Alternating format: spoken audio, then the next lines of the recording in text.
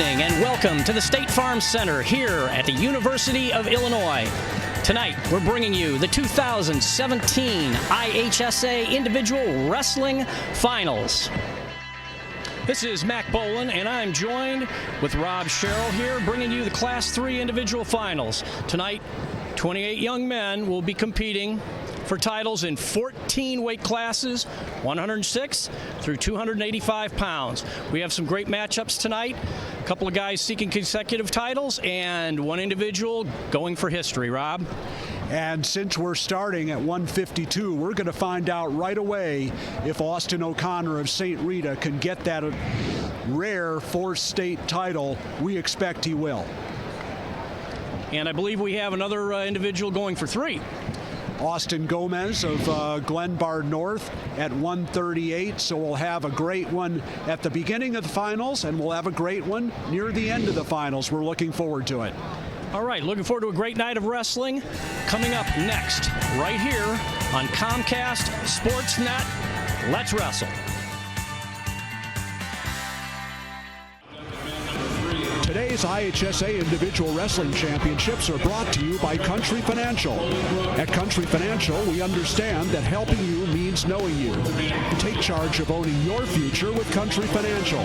Call your local rep at 1-866-COUNTRY or visit ownyourfuture.com. We are about to see whether history will be made here at the State Farm Center, whether Austin O'Connor of St. Rita, wearing the navy blue singlet and red ankle bands, will become the 16th four-time state champion in Illinois history, and he's on his way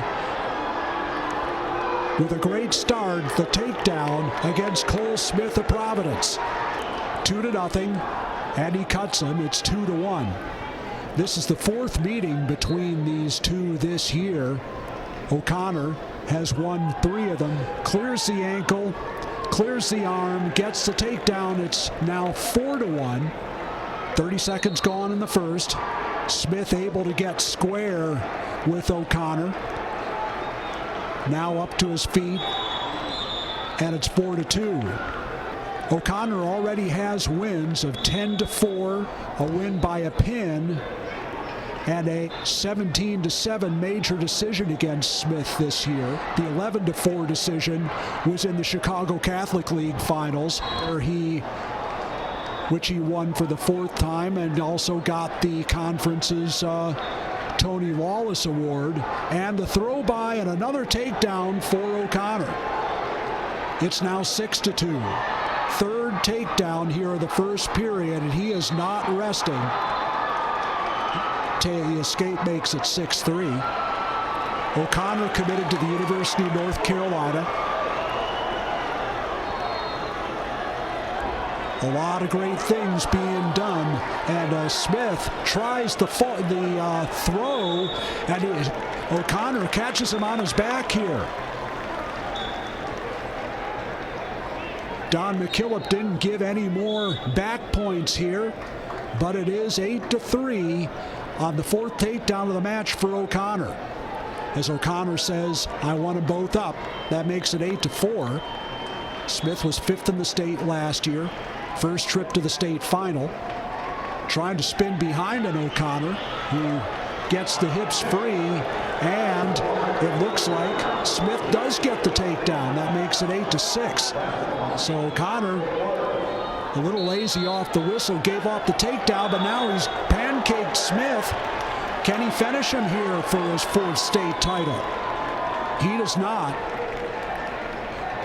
But it's a pancake, headlock to the back, and 2 given on the near fall, so it is now 12-6 as we go to the second period.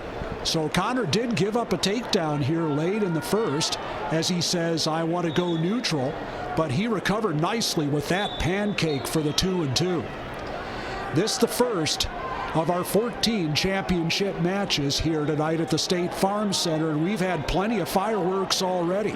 Austin O'Connor of St. Rita, navy blue singlet, trying to make history. 2-on-1 for Smith here. And they go off the edge. Minute 36 left in the second period. O'Connor was the state champion at 145 last year, 132 as a sophomore, and at 106 in 2014 as freshman year. He's grown considerably since he was a freshman. Now O'Connor with the 2-on-1. Snap down, spins behind, takes the leg out and gets another takedown, his sixth of the match, and it's 14-6. Now O'Connor cuts him loose. That makes it 14-7. Just like the first three times they wrestled this year, O'Connor has been in command. Underhook on the left side from O'Connor. He leads 14-7. He has 6 takedowns. He has been taken down once by Smith. But as you saw in that into that first period, recovered nicely with the headlock for 4. And they go out of bounds. Last time we had a 4-time state champion in Class 3A was in 2014 when we had 2. Jared Cortez of Glenbard North, Johnny Jimenez of Marmion Academy. Both of them wrestling in college right now. Jimenez at Wisconsin, Cortez at Penn State. Counting down to the final 20 seconds of the second period, they go off the edge. Still 14-7, the lead.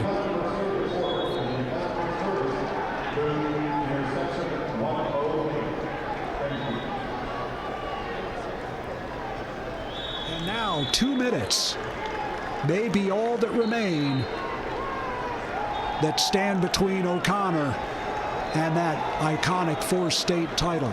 Give Smith some credit here. He's going to try on top. See if he can turn O'Connor. He did take him down once. Caution against Smith for a false start here. O'Connor able to get square with Smith. He's back on his feet and he's got his escape. It's 15-7. 17-7, a pin, and 11-4 were the previous 3 results between these two this year. And this one looks like it's headed in the same direction. Once again, if O'Connor is able to win this match, and he's ahead by 8 points right now, he would be the 16th Illinois wrestler to win a 4-state title. Smith drops down to a leg. O'Connor locks on the elbows. And a stalemate is called.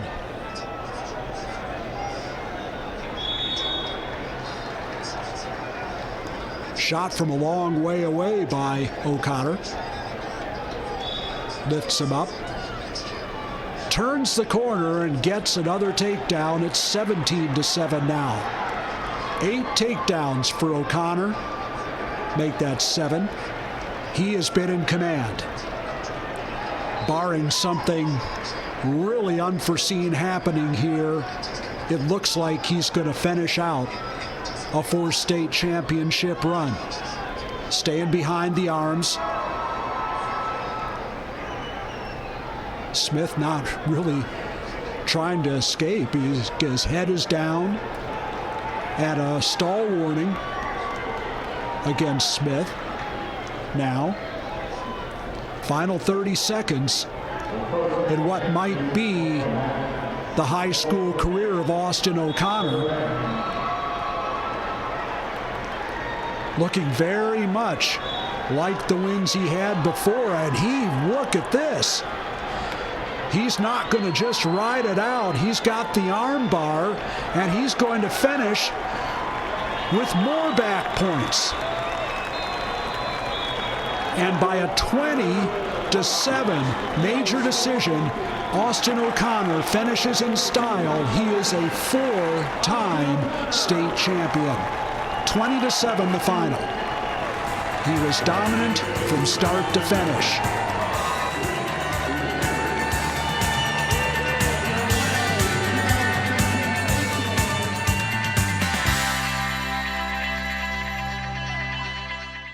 I'm here with Austin O'Connor, who has just made Illinois high school wrestling history. You've become a 4-time state champ, and we're going to bump it up. Actually, you've won 9 state championships in a row, including 5 in the IKWF. Just give me your thoughts on tonight and your place in Illinois wrestling history. This was definitely the most special one, I think. Being able to finish it off how I did, finishing my Illinois career, and finally going to the next level. And I want to thank all my friends, family, and coaches who have done everything to help me get to the point where I am.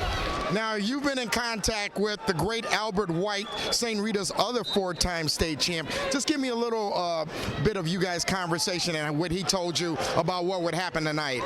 Yeah, we met at Super 32 and this year, and we talked before the season and the preseason, and he definitely said it was a special moment for him, and that he would like me to join the group and be the second St. Rita wrestler to win it 4 times. Well, you completed the deal tonight. You went 46-0, undefeated, 9-time state champ, 4-time high school champion. Just congratulations, and just a fantastic job done. State champ, Austin O'Connor, St. Rita Mustangs. Thank you. Central, Josh McKinney, Manitoba Midwest Central.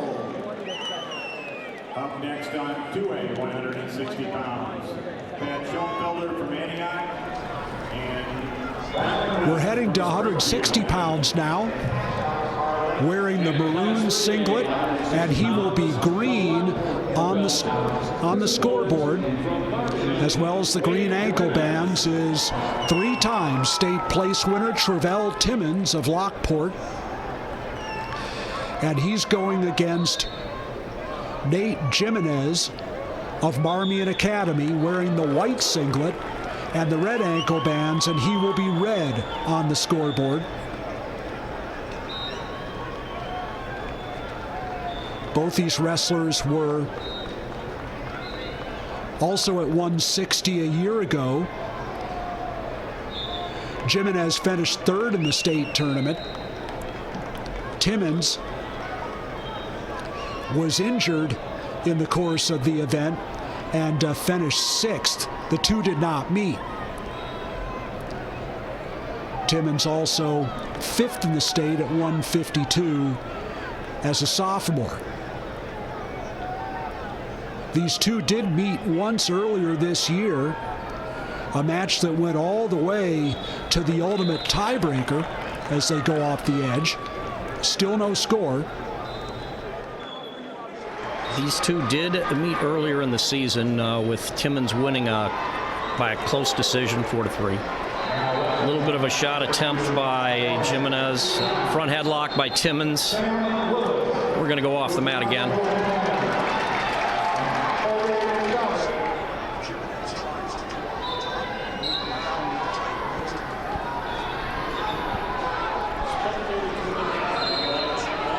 Both wrestlers kind of dancing around a little bit. No real offense yet.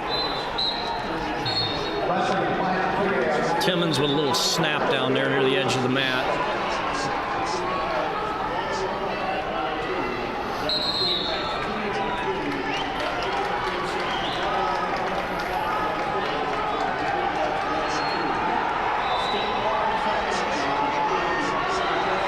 Neither wrestler any real offense yet. Timmons there with an underhook.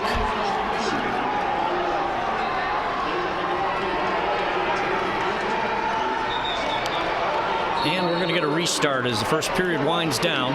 Still scoreless.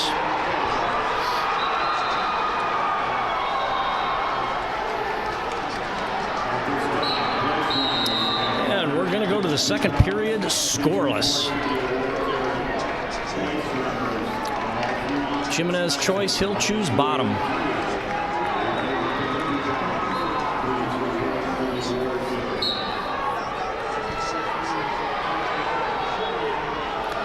And Jimenez to his feet. A little bit of a roll there. And they're off the mat.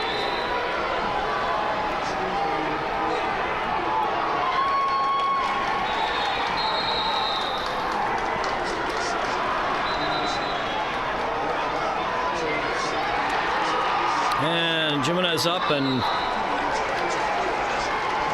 Timmons just lets him go, so there's a point for the escape.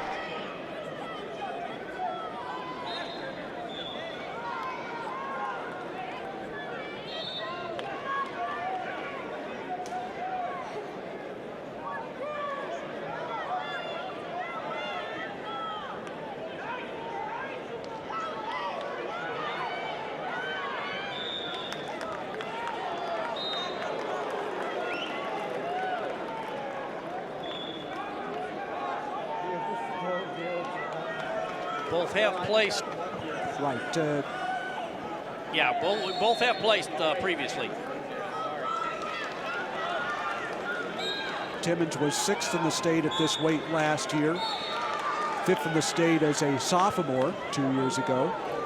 Jimenez was 3rd in the state at this weight last year.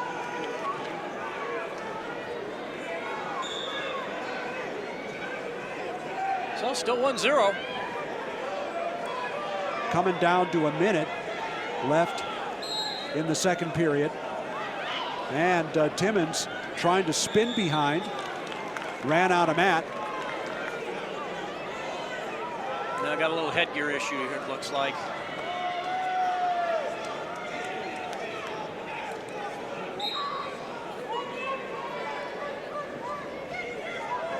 We will later on see another Lockport finalist, Abdullah Asaf, coming up at 132. And contrary to what I said before, this is the only finalist for Marmion. They did place 6 in the state tournament. Lockport placed 7. That led everybody in 3A. Lockport had never placed more than 4 in a single state tournament before. Yeah, they seem to be kind of the consensus team to beat this year. Great depth throughout their lineup. They got a lot of guys they can move around. Now down to 40 seconds. So this match pretty much going like we thought. It'd be, so far, a low-scoring affair. Two guys that know each other pretty well, both from having wrestled during the year and also the off-season.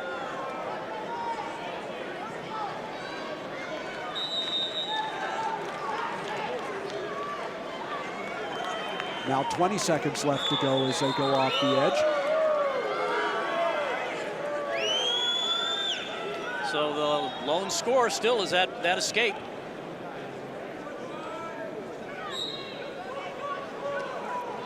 There's a shot. High knee tap by Timmons. Can't get any farther than that, and they go off the edge. 4 seconds left in the second.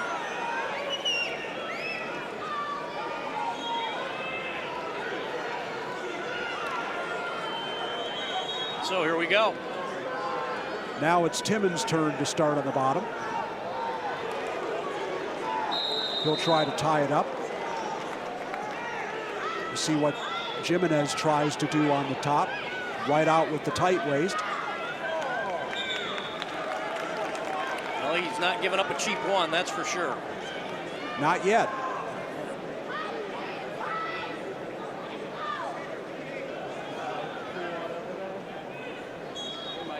Jimenez got his escape pretty quickly, and as it turns out, Timmons did as well. So it is 1-1. I would venture to say next score probably wins. Plenty of time.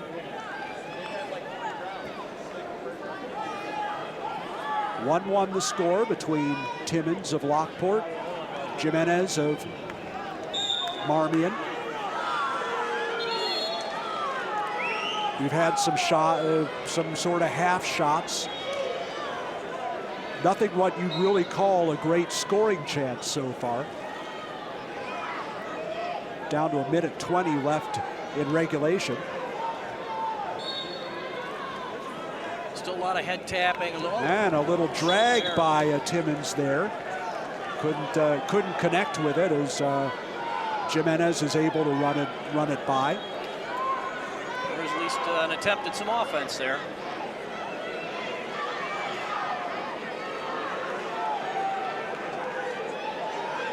So probably Timmons has had the better of the attempts at scoring.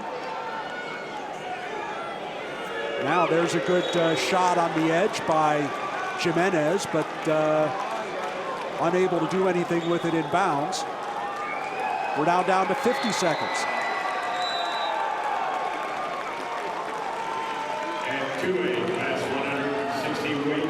And a snap by Timmons. The state champion. Can't improve on it with 39 seconds left. Back to the center. Is Pat Schoenfelder from Antioch.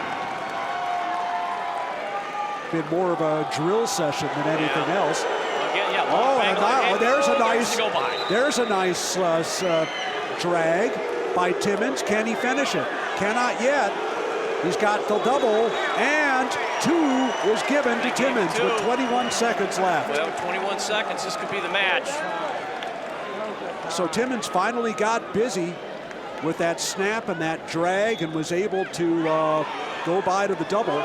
Now let's see if he tries to ride him. He will not. 15 seconds left. He cuts him. It's 3-2. 13 seconds. He's going to have to mount some quick offense.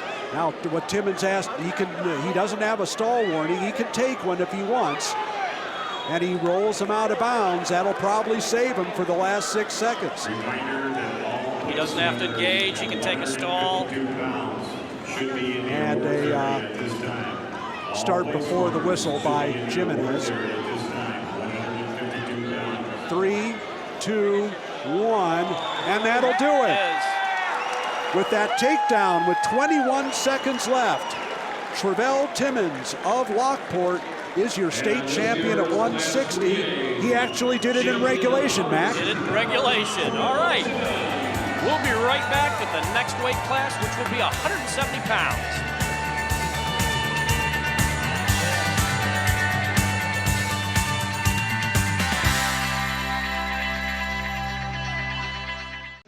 I'm standing here with the newly crowned 160-pound state champion from the Lockport Porters, Travell Timmons. You've been close before, two-time All-Stater.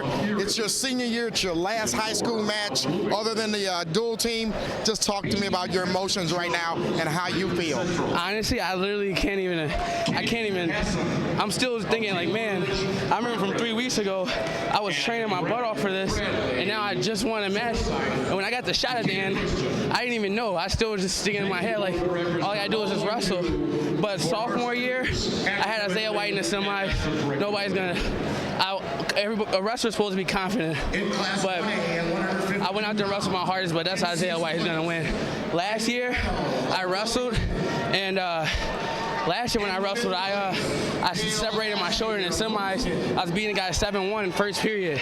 Separated my shoulder. So that made me just angry. And this year, my goal was to tech major pin through the state series, but I'm just glad I got the win. So now you're a senior. What's next for you? Where are you going to go to college? Well, I'm going to Lincoln right now. And I think that's the best fit for me right now. So you're going to wrestle for Shannon Gillespie? Yeah. And he just went into the Hall of Fame this weekend, so you're headed off and to do big things here, and just, sounds like your future is bright. Yeah, I'm hoping. I had a lot of injuries. This is the first year. I'm fully, I'll say 90% back, but to me 100, because this year I know I was injured. So now the only excuse is I gave up on myself, and I didn't do that. So I'm hoping my future's high. Well, look right over there. This is the 160-pound state champion from the Lockport Porters, Travell Timmons, a 3-time All-State wrestler. Congratulations, state champ. Thank you. A senior with a record of 46-0. Up next in class 1A at 170 pounds, Andrew Wenger of Dakota. Welcome back. And here we are at the 170-pound weight class. Johnny Molagusas from LaGrange, senior, 45-0, in the gold singlet, wearing the green ankle band. And from Mount Carmel, David Riojas, 36-6, also a senior, brown singlet. He's wearing the red ankle band. So this is going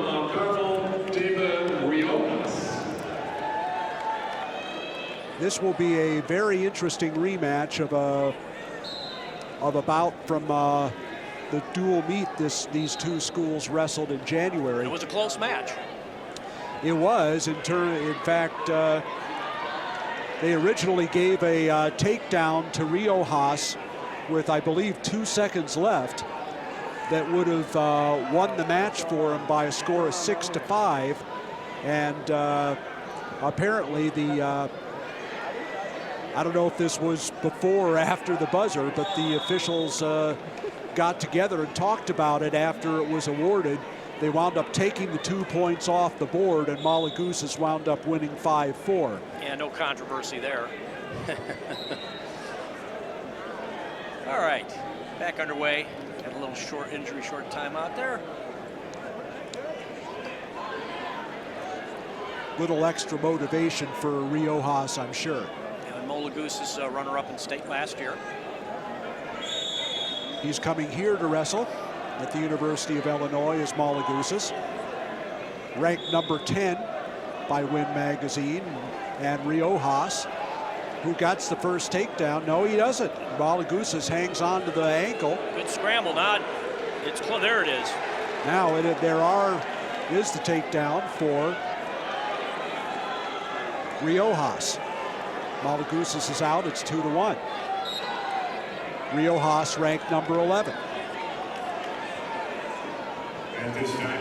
He's placed in.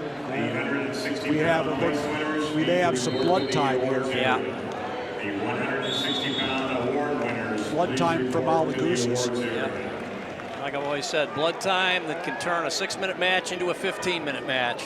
Let's hope that's not the case. Hope. They're going to plug up that nose a little bit. Rio Haas is placed in both 2A and 3A. He was third in the state in 2A last year in the Mount Carmel's one season as a 2A school. He was sixth in the state in 3A his sophomore year.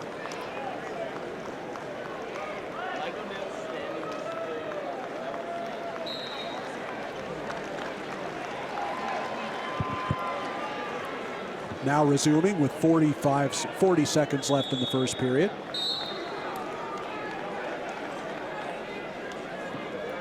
And Rio Haas in on the legs again of Malagousas, and he finishes it. He got in deep on that one.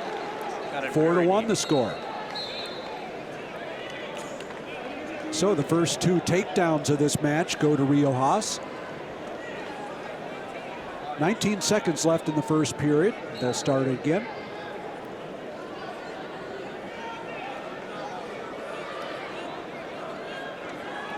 Malagousas up to his feet, and Rio Haas brings him back down. 7 seconds left. Short time. Looks like he's going to try for the ride out.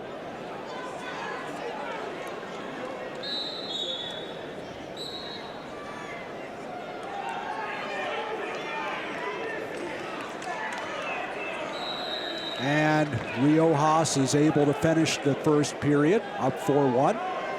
You a little surprised Rio Haas got out to such a quick lead?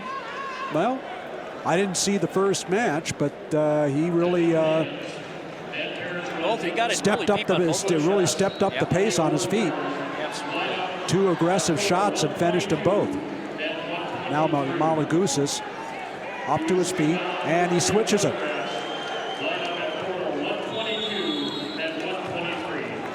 Not going to do anything on the mat. He cuts Rio Haas. It's 5-3. Not really what a lot of Lions kids do. They're pretty much a take him down, let him up style team.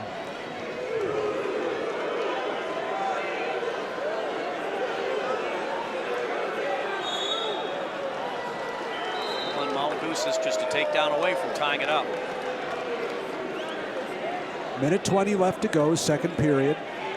Rio Haas of Mount Carmel leads 5-3. This is the 170-pound final.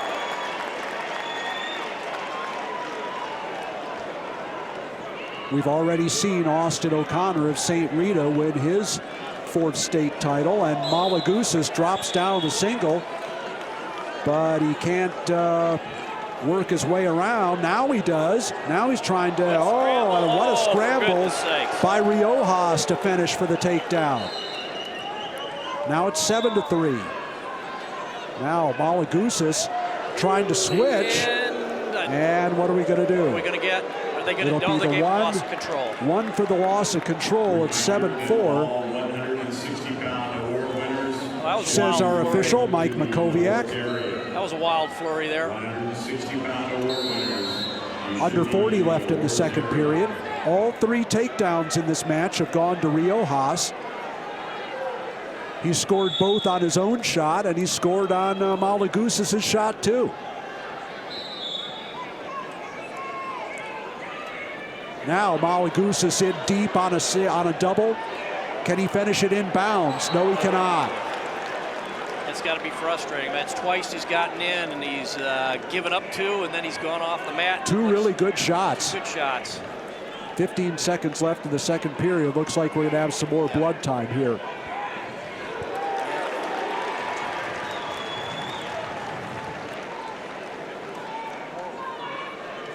So Malagusas has got to start thinking finish.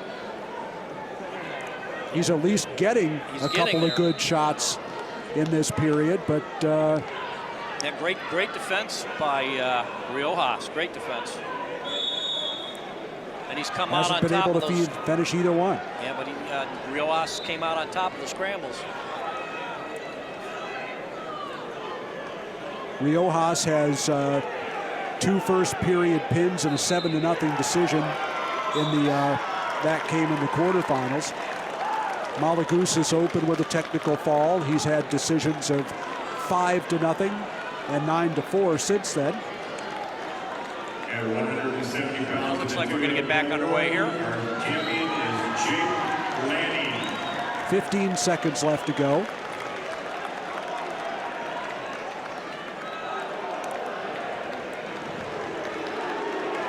Reshot by Riojas, and almost was able to limp arm out of that whizzer that Malagusas had, but not enough time.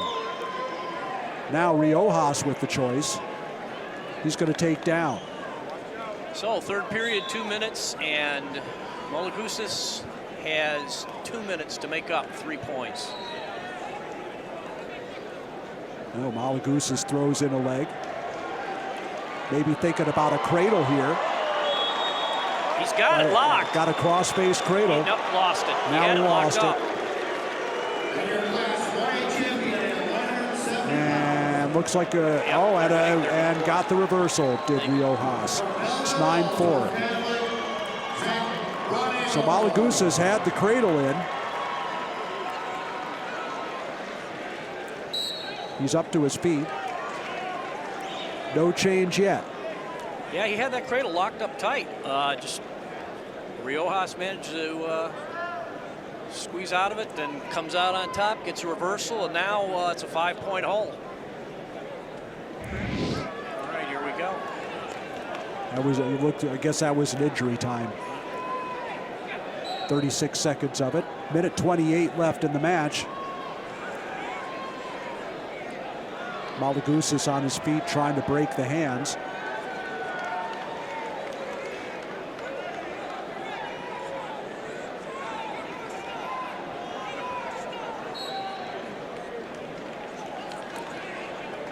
There we go. And like now, yeah, they lost his nose plug, so they're going to try and replace that.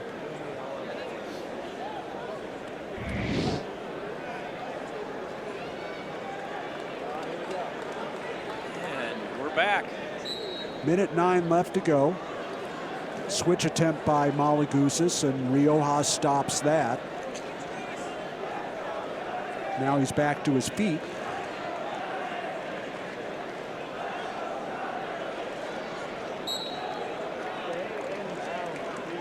We're under a minute now.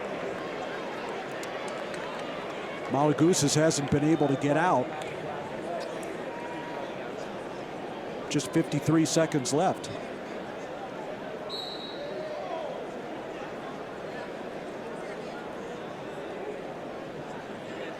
Not really any. There we go. There was a switch attempt.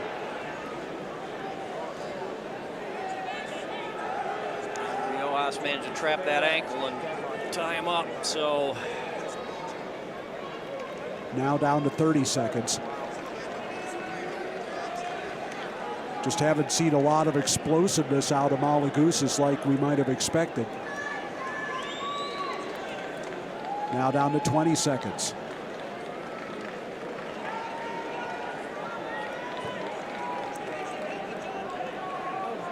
Riojas riding tough. He's not even giving up a cheap one. Even almost rolled into a near fall. It's going to be a 9-4 decision at a state championship for David Riojas of Mount Carmel. He reverses that loss in January, and he is the state champion. And taking a break, we will be back with the 182-pound weight class.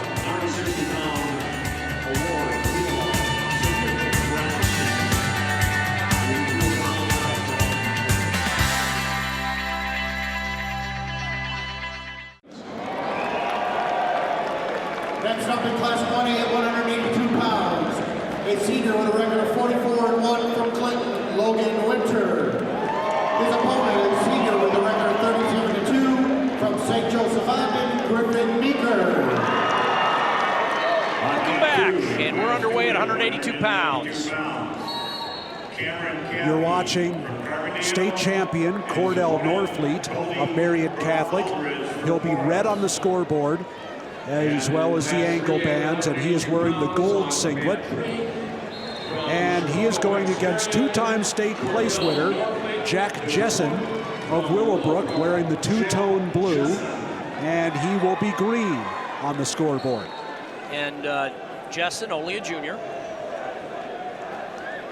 And both these guys undefeated. Norfleet, 2A state champion last year, ranked number 10.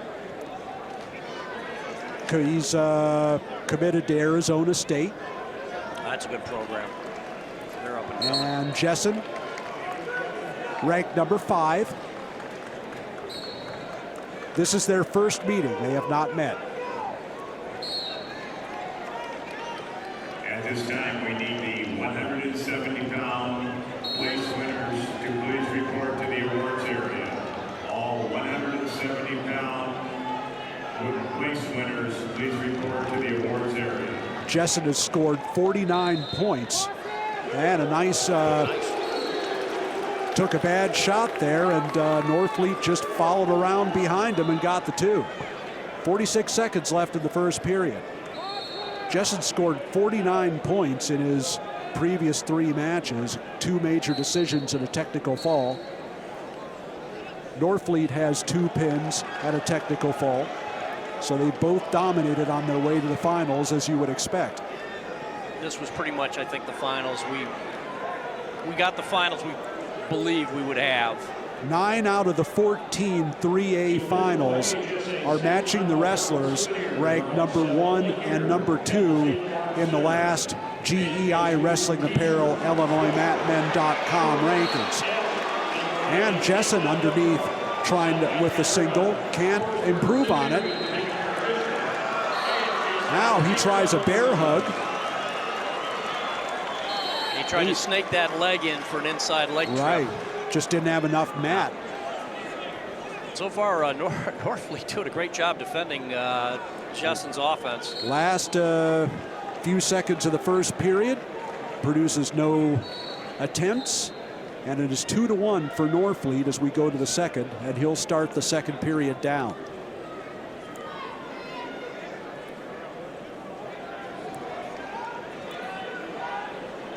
Jeff Bowers making sure they're set. And second period is underway. Let's see if what Jessen tries to do on top brings him back down. Jeff Bowers, one of the most experienced referees in this state, and he also referees in some of the national tournaments. And Jeff Sorensen is our assistant for this match, so a couple of the heavyweights. among our officials. And Norfleet is able to run out for the escape. It's 3-1.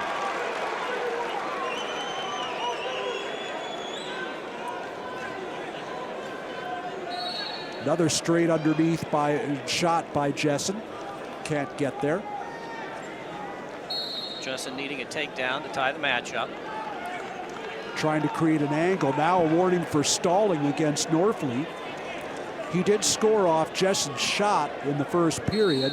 We haven't really seen any offense initiated by Norfleet just yet. And a stalemate call.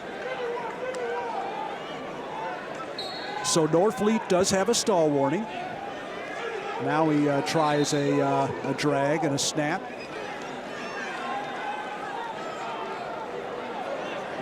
Underhooks being worked by Jessen here. Got an over-under. And he's trying a headlock and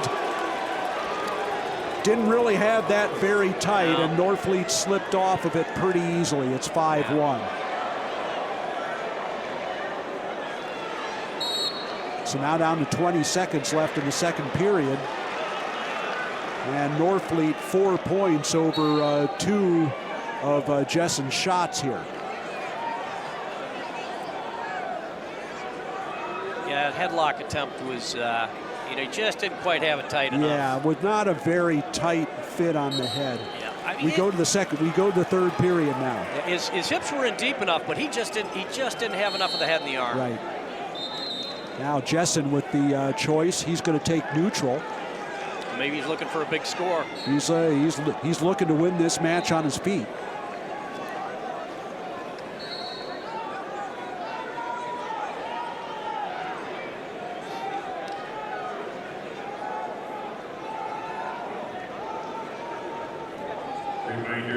Now Jessen working 2-on-1.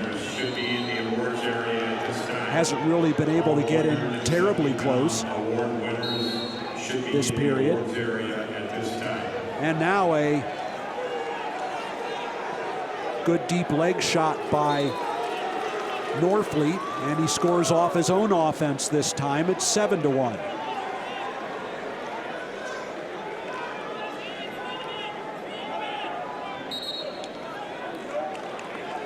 He cuts him, and it's 7-2. So Jessen has a minute 14. I mean, basically, he would need a feet-to-back 5-point move to tie this. To get some real offense going here. Well, he's shown a willingness to work inside. That may be what he's looking for. Hasn't been able to get past that first line of defense, as Norfleet breaks him down for what is actually his 4th takedown of the match now.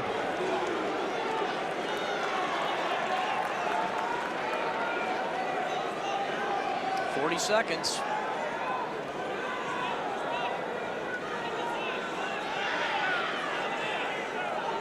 This has turned out, as he takes him off, this has turned out to be no contest.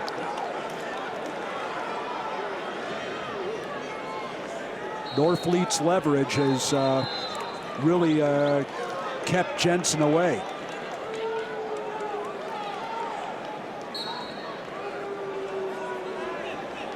Down to 25 seconds. Norfleet cuts him. It's 9-3. And even with the stall warning, he can easily afford to give up a point for stalling. He just needs to stay out of trouble. And a reshot by Norfleet. Looks like we might have 2 more. Had his 5th takedown of the match. And he's going to get a count points as well. Oh, he's in trouble. That's 2 more on the near fall. But that does it. And boy, we thought this would be some match. It was no contest. 5 takedowns for Cordell Norfleet of Marion Catholic. He is your state champion at 182, 2nd year in a row. 13-3, a major decision. And we'll be back.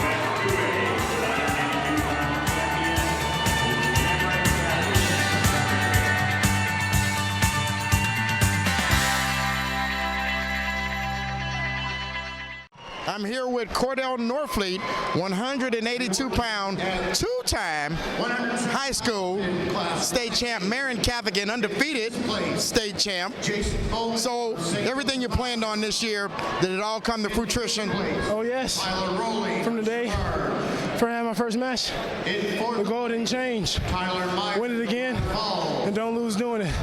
Now, last year in the state championship, you were cramping up and you kind of really hung on to win. Tonight, you looked a little bit better, a lot more in shape. Talk to me about your conditioning this year versus a year ago today. It's just not taking my foot off the pedal, you know. In practice, when there's not somebody who can push me all the time, I gotta make the most of what I got. I gotta get in shape on my own. I can't just settle. So that was the biggest thing. And then with the food, you know, last year I relaxed, got off my diet. This year, wasn't having it, you know, stayed clean, kept giving my body the right fuel, and you see the difference. So that was your last official high school match. You're a senior. Time to put up the Marion singlet. What are you going to wear next? Joe Meyer, The Arizona State Sun Devil gear, baby. So you're coming out tonight for the Arizona Sun Devils. You're going to Phoenix. Are you excited about that? Of course. I mean, this is what you dream of. My main goal is to win a national title. So Arizona State, they got the program to help me do it. We're gonna go far. Johnny Molagusas of Lions, and this year's AAA champion, a senior with a record of 37-6 from Mount Carmel, David Riojas. Welcome back, and here we are at the 195-pound weight class. And Rob, we got one of our best in the country in this match. And he's wearing the blue singlet. It's Patrick Brucky of Carl Sandburg, three-time All-State.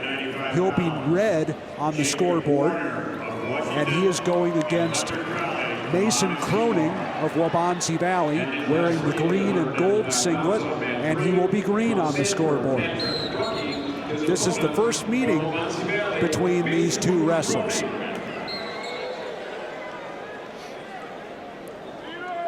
At this time, all 100 Brucky, the runner-up at 195. Actually at 182 last year. Third in the state as a sophomore. Please report to the awards area. Yeah, and last year he faced a pretty tough guy from Army and Academy in Nathan Traxler. This is Croning's first trip to the state tournament, and he's gone all the way to the finals.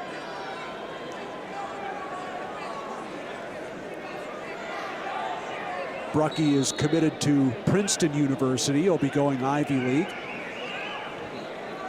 Another part of another great recruiting class by Chris Ayers at Princeton. He's recruited very, very well at that school for 3-4 years running now. Both guys just kind of banging on each other right now. Brucky very, very difficult to score on. And the type of guy that if you make a mistake, you can end up on your back in a half a second. And Brucky spins behind for the takedown. First 2 points of the match, says Jack Wiesneth, our referee.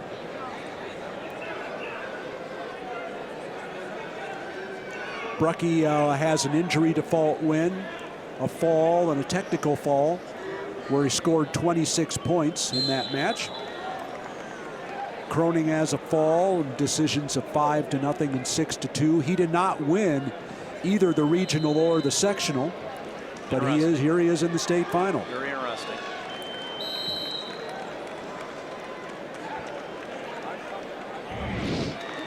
These two both came out of the Downers Grove North sectional. And second period, Croning slips, trying to bring him back, and Brucky is able to come behind for the reversal. It's now 4-0. Yeah, Downers Grove North Sectional, a meat grinder. The year before it was Batavia. This year it was Downers Grove North. It seems like one year there's always that one sectional that's just absolutely loaded. And their head coach, Eric Siebert, and undefeated NCAA champ for University of Illinois. 4-1 now for Brucky. 14 finalists came out of the Downers Grove North sectional. That's exactly half,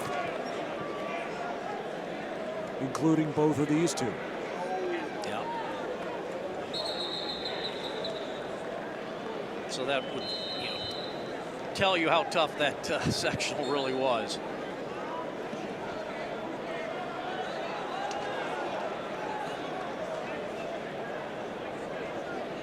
Brucky doing a really good job of controlling the match with his tie-ups. Just looking for those spin arounds and go behind. Drags out, spins behind for the 2. It's 6-1. Less than a minute left in the second period.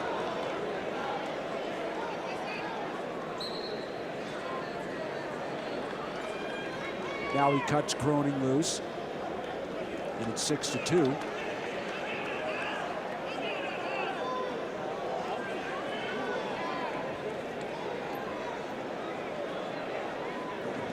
Wow. That was nice quick. little duck under the single. And it's 8-2. 4 takedowns for Brucky now.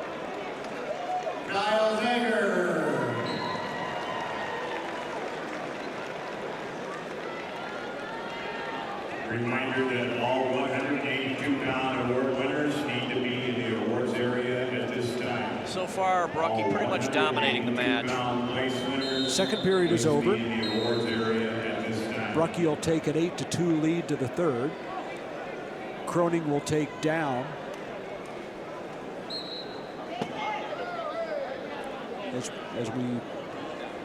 And Brucky says, I want him up, so it's 8-3. He's going to work on the feet. He's pretty much controlled the match from the neutral position.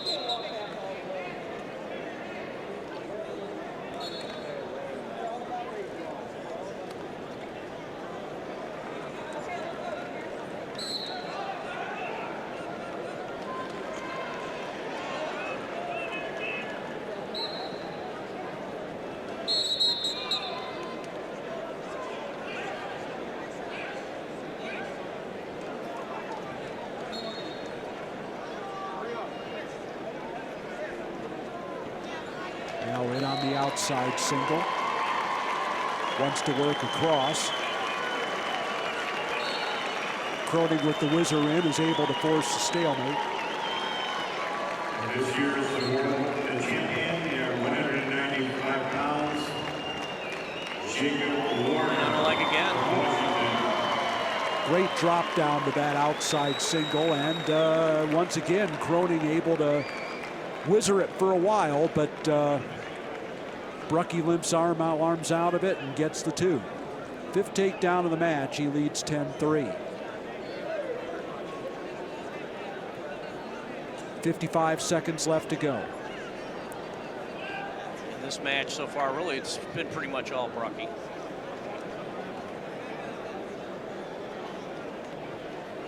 We can't say we haven't had plenty of scoring in these matches. Haven't had any tiebreakers. Cuts him again. Makes it 10-4. Now in on the single again. Works across to the double. Scores his 6th takedown. And he's just been taking him down at will. I mean, go behind, single legs. Just 15 seconds left. We'll see if he just tries to freeze him out. We finished 3rd as a sophomore, 2nd as a junior, and he moves up to the state championship of 3A as a senior. Patrick Brucky of Carl Sandburg wins a 12-4 major decision. Patrick rookie 195-pound champ Carl Sandberg, and we will be back at 220 pounds after this.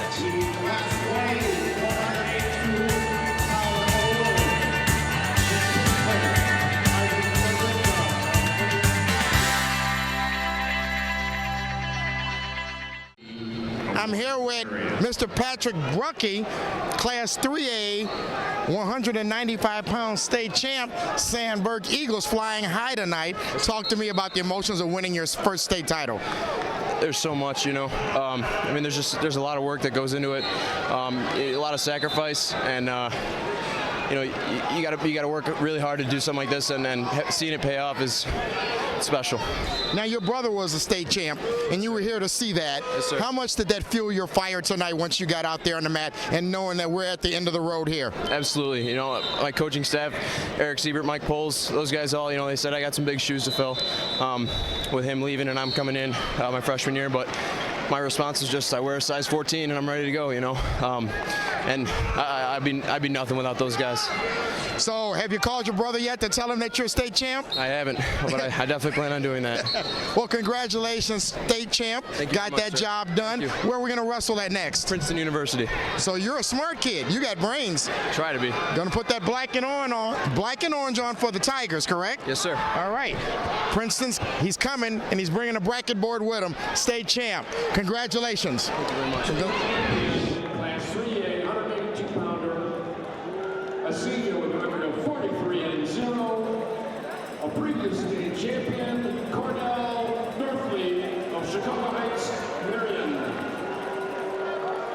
Now wrestling in Class 1A at 220 pounds, Logan Lee of Warrior. All right, welcome back, and we are at the 220-pound weight class. And Rob, who we got here? Two undefeated wrestlers. In the red and white singlet is Dietta Drayton of Marist, and he will be red on the scoreboard. And in the powder blue singlet from Prospect, Matt Wroblewski, and Wroblewski will be green on the scoreboard. Two undefeated wrestlers. Drayton, 43-0. Fourth in the state at this weight last year, and a deep double by Wroblewski, unable to finish. Off the mat and onto the hardwood. Wroblewski is 34-0, ranked number 25 in the country. He was fourth in the state 2 years ago at 182, did not place as a junior.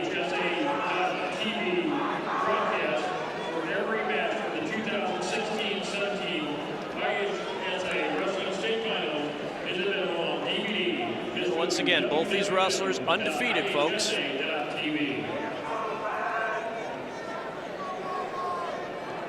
This is their first career meeting as well as meeting this year. Award winners, please report to the awards area.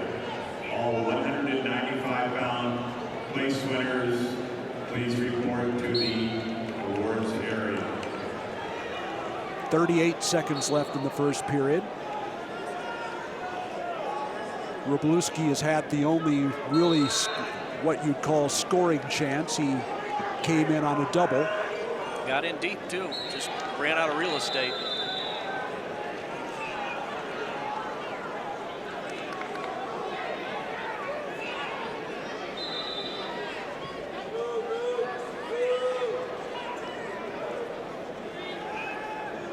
Looks like we're going to end up with a scoreless first period. Shot and a reshot don't connect, and it is a scoreless first period.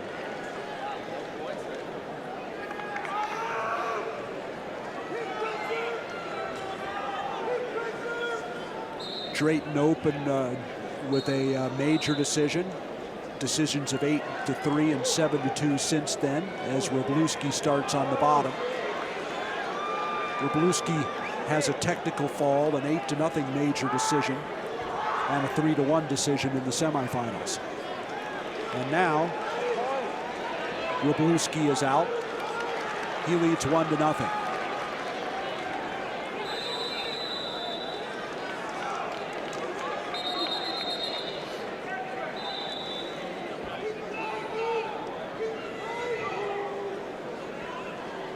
Wroblewski didn't score until late in his semifinal match against Jake Dudek of Lincoln Way West. That match he won 3-1. Interestingly enough, Jake Dudek, a member of Lincoln Way Central last year, but with the breakup of the Lincoln Way schools, he ended up at West. Obviously a nice addition to that team. Yeah, West got a couple of guys that came to their program, and actually all three of the schools got a couple of guys in that shakeup.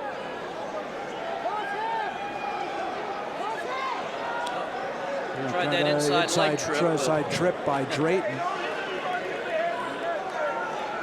Not able to finish anything in bounds. 44 seconds left in the second period as Jeff Sorensen restarts them. Now, body lock by Wroblewski, and there is two. Yeah, Drayton unable to fight off his back there. Fortunate for him that his shoulders were out of bounds. And for those of you watching, even though it looked like they were out of bounds, Wroblewski had the 2 feet in bounds, which is how he scored the takedown. 3-0 now. The lead for Wroblewski. Yeah, he had that body lock in deep. That was tight. And, that was real tight. You know, it appeared like Drayton almost tried to throw himself off the mat to get out of bounds. Right, it exactly. Seemed like that was the only way Drayton could try and get himself out of that situation, was that reflow and throw, and he just had it in so deep. And now the escape for Drayton makes it 3-1. And the second period is over. So now Drayton will have the choice. Drayton will start down.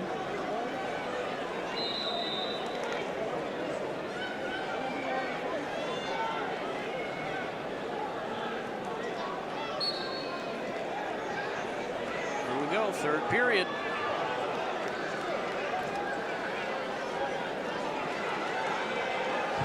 And the shoulder roll by Drayton, looking for a switch, and he's got it. Wow, ties it up. But Wroblewski able to break the hands, and just a net 1-point gain out of that move for Drayton. Now makes it 4-3.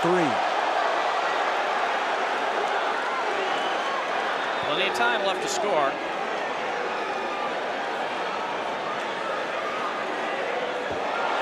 Wroblewski in on a shot. He's got the single leg. He's got to bring him down. Yeah, trying to give himself enough mat to finish with, and he does. He got it. Able to work across to the double, almost got back points as well. Now 6-3.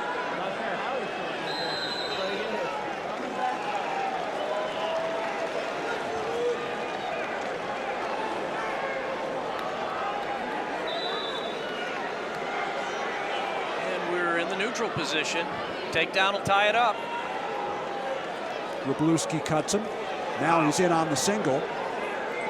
Trying to improve on it, lifts it up. He dumps him to his butt and works across to the double and finishes it. So I like that's good wrestling, because he didn't try and sit on a 2-point lead. He went right back to his offense, and now he's up 8-4. Under 25 seconds left to go now. And Wroblewski, as a stall warning is issued here against Drayton, Wroblewski has really opened it up with the third period takedowns here. Got the one in the second, another in the third. He's looking at the clock. He knows he's 3 seconds from a state title at 2:20, and there it is. Nice job. And your Class 3A champion at 220 pounds. So there it is, Matt Wroblewski from Mount Prospect, your 220-pound champ. Matt Wroblewski.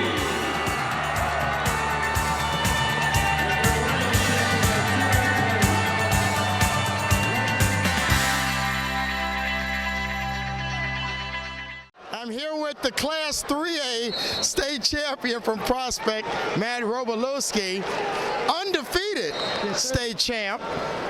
I see you were excited after that win. Just talk to me about all the emotions of that match. You know, all my life, I've been training. I've always wanted to win a state title. I never did in the IK, and I kept training, and it's been something I want to do my whole life. You're ranked 25th nationally. I think that's going to go up after tonight. You don't have a college that you picked out yet. Where are you thinking about going to? You know, I'm just keeping my options open. I'm trying to figure out what coach can provide me to become the best wrestler possible. I'm trying to find a coach that fits my style. Okay, so you hear that, college coaches. He's available. He's available. Matt Robolowski, Prospect High School state champion and an undefeated state champ. Can I give a quick shout out? Absolutely. Who do you want to shout out to? I want to give a shout out to the Gomez family and Coach Kepke for training me hard. Without Coach Kepke, I wouldn't be here today. And there it is. Congratulations, state champ. Now wrestling at 285 pounds in Class 1A.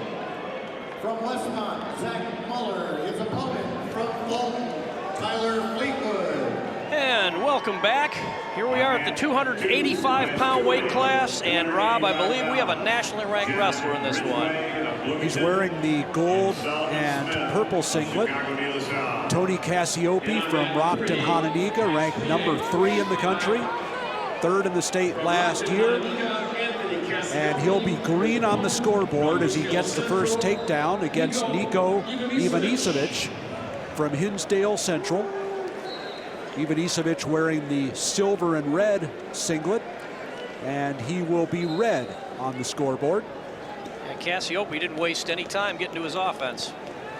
These two met in the finals of the Barrington tournament on Thanksgiving weekend, the first week of the regular season, and that ended in a pin for Cassiope.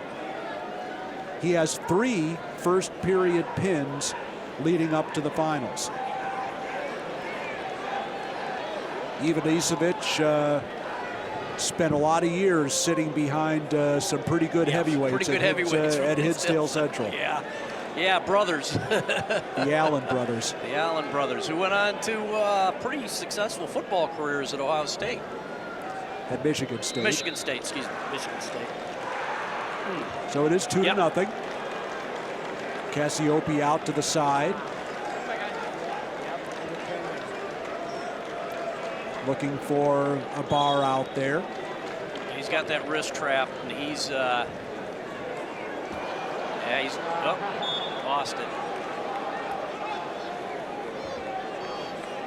Very active. And Cassiope doesn't wrestle like a lot of the heavyweights you normally see. If you're used to seeing, heavyweights just tie up and dance around, he's very active. He is very active.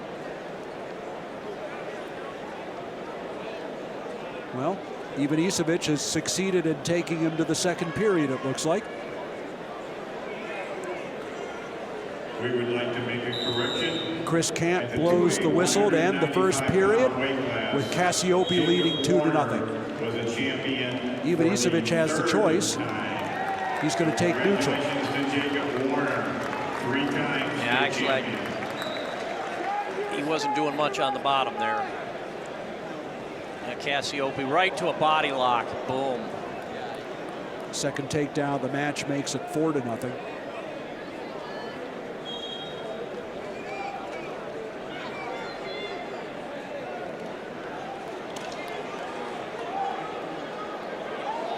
Out to the side again. With the 220-pound with place winners, please now report he's to the He had a crotch lock, and he's getting back points.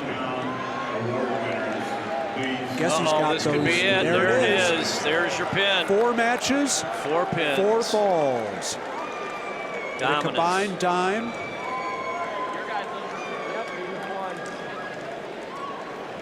of 7 minutes and 36 seconds. Tony Cassiope of Rockton, Hononegah has pinned his way to the state title at 285. So state champ with under 8 minutes on the mat. Very impressive. We'll be back with 106 pounds after this.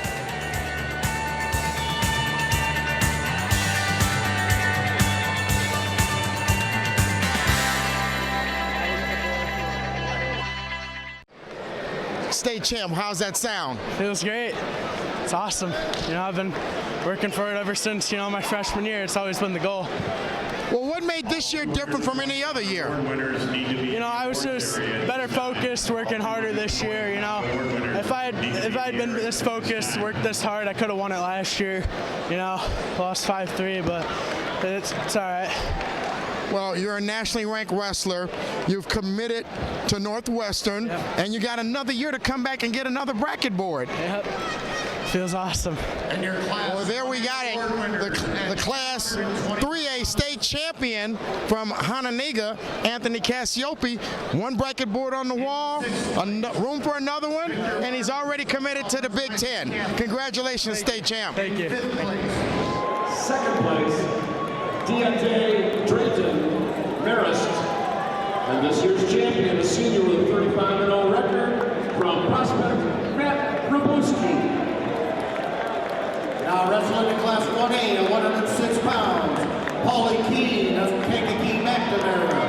His opponent from Aurora Christian. Welcome back, and we are underway at a 106-pound weight class.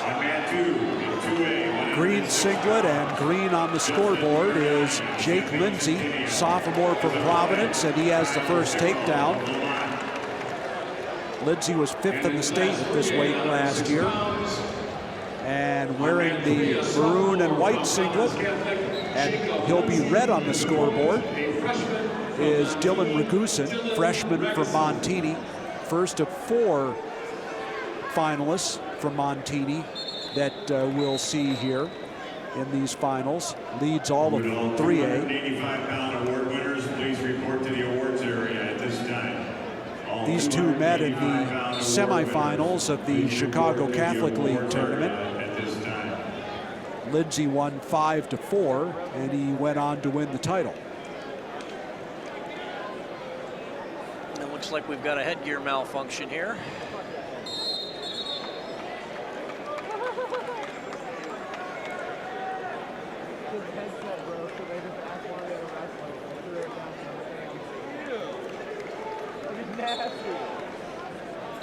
So 28 seconds gone, we resume wrestling. 2-1 the score for Jacob Lindsay of Providence. Lindsay, a very lanky 6-pounder.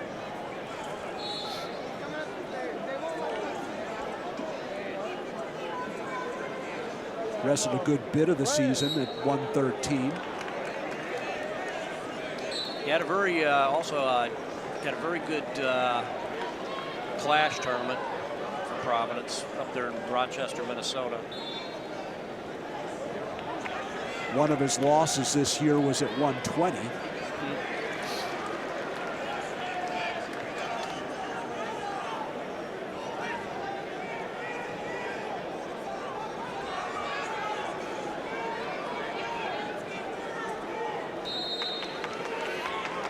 40 seconds left in the first period. The early takedown for Jacob Lindsay of Providence was a difference here. He leads 2-1. And almost a throw by Ragusin. Trying to improve on it, but can, as Lindsay had the whizzer in. 23 seconds left in the first period.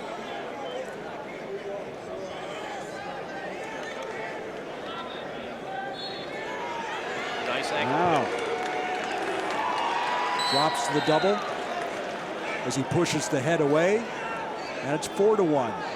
Keith Ely telling him short time. And does a good job of staying behind the arms. And the first period is over. Lindsay leads 4-1. And he's going to start down.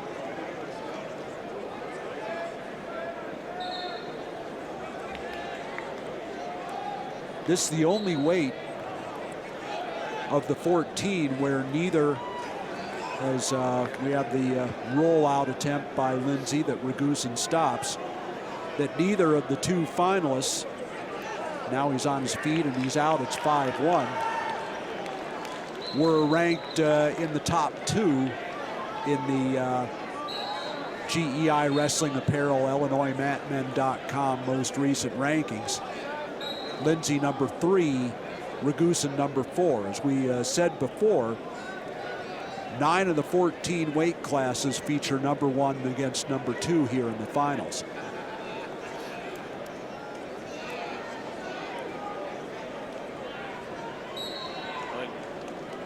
Lindsay using those long arms to reach down to that ankle and that knee. That's, we're going to get a caution here. Yep. Ragusin had to come from behind against Luke Odom of Edwardsville in the semifinals after he had been tilted for 3 in the final minute of the match. He was down 4-2, but a stalling call and an escape tied the match, and he took him down with 15 seconds left to win it. And another takedown for Lindsay. You know, makes it 7-1. I noticed when he transitions from the neutral position on that takedown, those legs are wrapping around immediately. You can tell he likes the crossbody ride and the crab ride. 85-pound award winners should have reported by now. All 285-pound. Oh, and now with the double underhooks, Ragusin trying to finish a takedown, but he was not able to, as Lindsay was able to face him. He was able to stay square and not give up 2. So it's still 7-2. The sit underneath duck by Ragusin doesn't work. Down to 30 seconds left in the second period. Now Ragusin with the underhooks once again.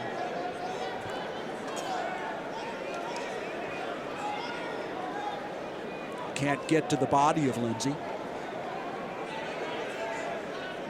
And you can tell it's, I mean, that's where Ragusin wants to be. He wants to get into a tie-up. Throw by doesn't work. Trying to use that length to keep him at distance. And the second period is over now. And Ragusin with the choice, he's going to go neutral. He figures he's going to win this match on his feet if he's going to win it. Now he'll need a big move or a couple of takedowns. There's plenty of time to score. He's got 5 points to make up. And there's a stall warning. Stall warning against Lindsay.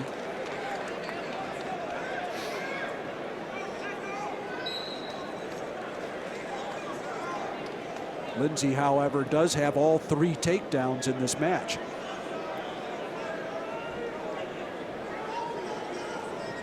And he works to the body here. Minute 32 left to go.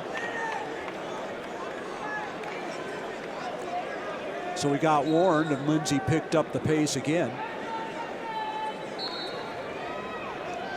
And trying to work a single.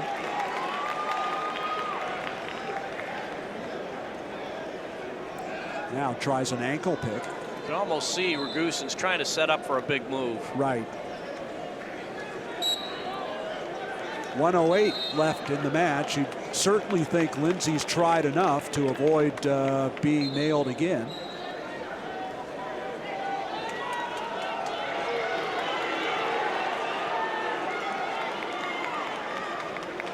Under a minute left to go now. Still 7-2. The lead for Jake Lindsay of Providence.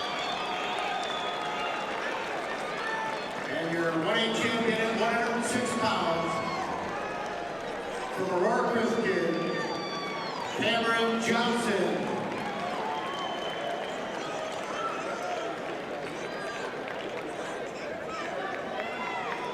Ragusin just not quite able to get that tie up he wants. I mean, you can see he really wants to get in there, but just Now down to 30 seconds. You know, he wants to load up that throw the way he's going over and under like that, but Lindsey just not giving him enough. 23 seconds left to go. So he could take the point, the stall point now. And he's still got a 5-point lead.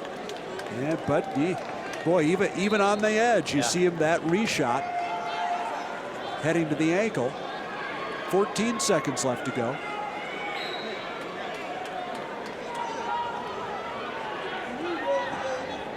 Doing a good job of staying in the center. Yeah. There it is. Now, there was a stall right at the end. Another stall warning right at the end. But Jake Lindsey of Providence is your 106-pound champion. 3 takedowns in the match. He wins at 7-3.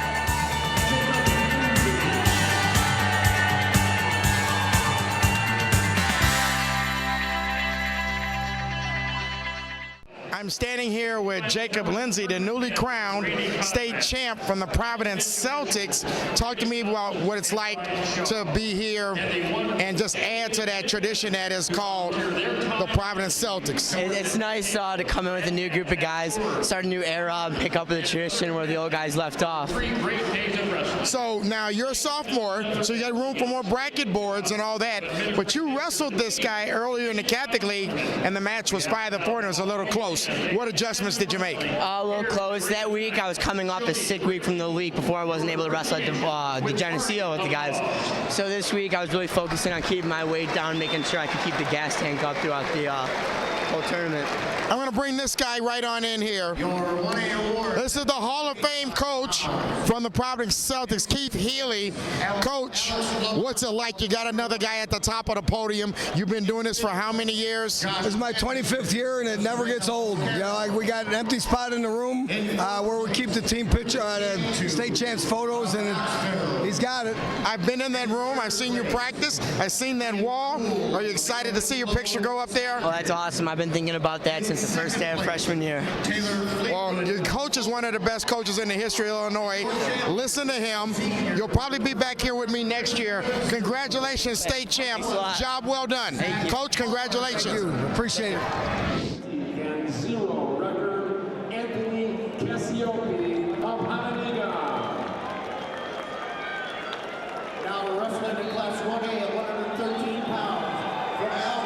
Welcome back, and here we are at the 113-pound weight class, and we feature a defending state champ and nationally ranked wrestler. Rob? That's Joey Melendez with Montini wearing the white singlet, and he will be green on the scoreboard. His opponent wearing the orange singlet from Stagg, Dominic Zacconi, and he will be red. And not wasting any time is Melendez. He takes Zacconi right to his back, and he gets the 2 on the near fall as well. All 106-pound award winners, please report to This is a match we thought would take place last week at the Downers Grove North Sectional, but I think by now everybody knows what happened. Yeah, the upset. Where Melendez was pinned in the semifinals by Tommy Russell of St. Rita, and Zacconi went on to beat Russell in the finals. It looks like we've got an injury time here. They're looking at his shoulder here. These two have not met this year. Now as we look at Zacconi.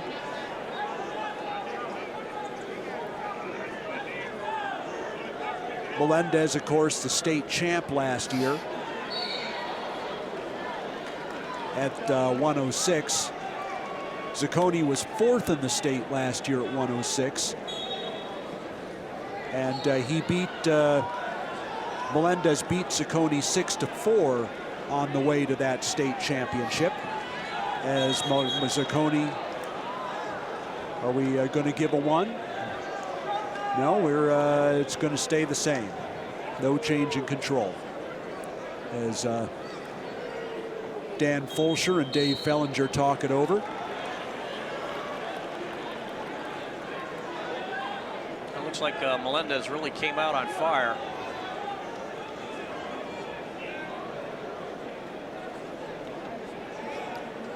course, he was involved in that match in the quarterfinals against another state champion, Travis Ford Melton of Marion Catholic.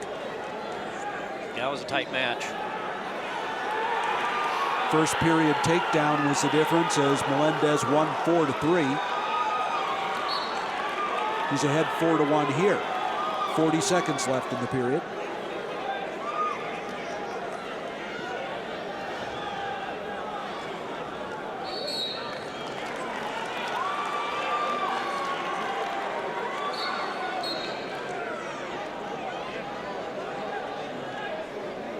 And a nice level change by Melendez leads to a takedown. It's now 6-1.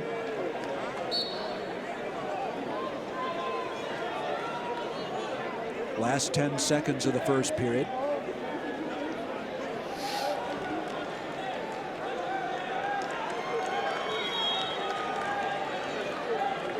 And it will be 6-1 as we go to the second period. Melendez has the choice. He'll go ahead and go down right away.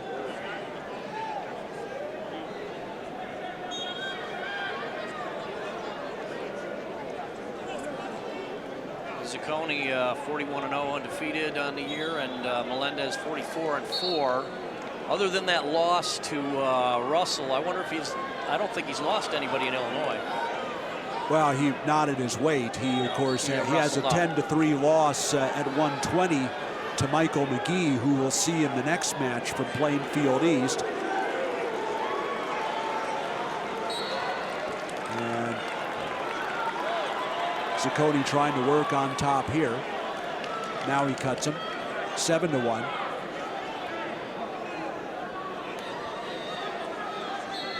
Lost to Julian Tagg of Brecksville, Ohio, and Mike Koliako of Blair Academy on the way to a 5th place finish in the Ironman.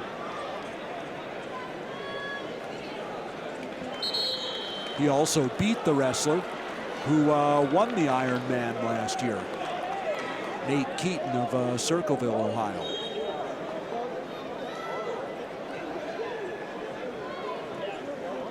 That's one thing you'll notice. A lot of the guys like Montini, Oak Park River Forest, Mount Carmel, the Army and Academies, and wrestle guys have losses, but in a lot of cases their losses aren't to competition here in Illinois, it's to competition in national tournaments. And nationally ranked competition in national tournaments, as is the case with both Tagg and Koliako. 106-pound place winners need to be in the awards area. Those two guys are top 10 wrestlers, up ahead of Melendez, who is number 9 in the latest win rankings. 20 seconds left in the second period now. And so far, Melendez controlling the match.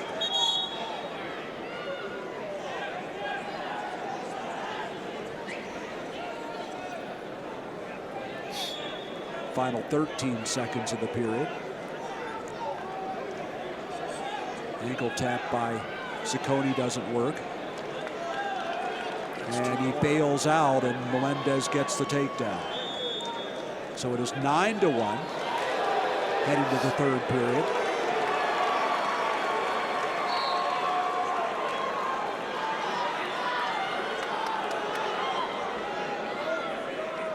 Zacconi will start on the bottom. Right up on his feet, and he's out.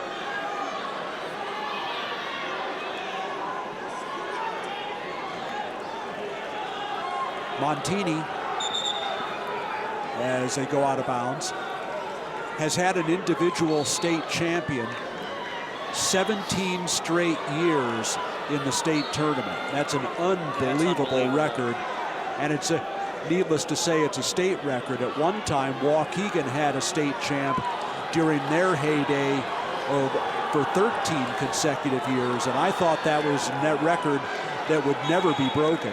Yeah, as they go off the edge. That Waukegan record, you got to go back a few years for that one. 54 through 66. Yeah. But not only has Waukegan or Montini done it, but they've blown past it. Oh, yeah.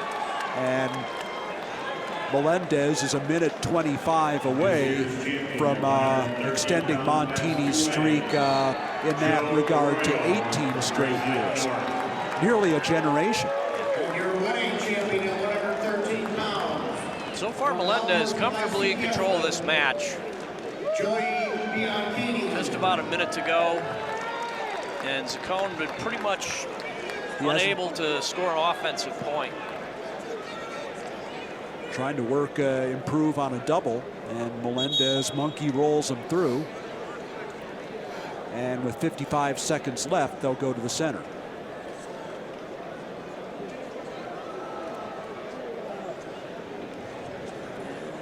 And I think we might.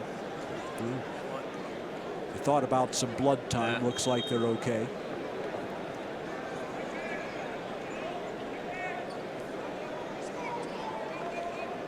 Melendez not letting up. Right in on a shot, and looks like he's going to score 2 more. So High Crotch leads to 2 more. It's 11-2.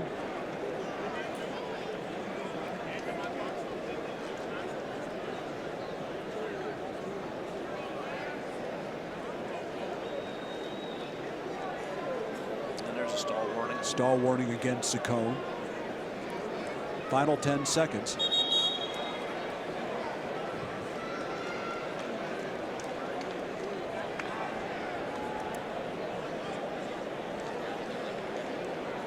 Well, I would have to say that loss in the sectional really refocused Melendez.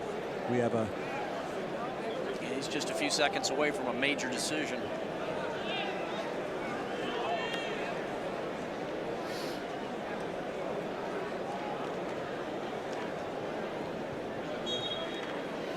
Up to his feet is Zaccone.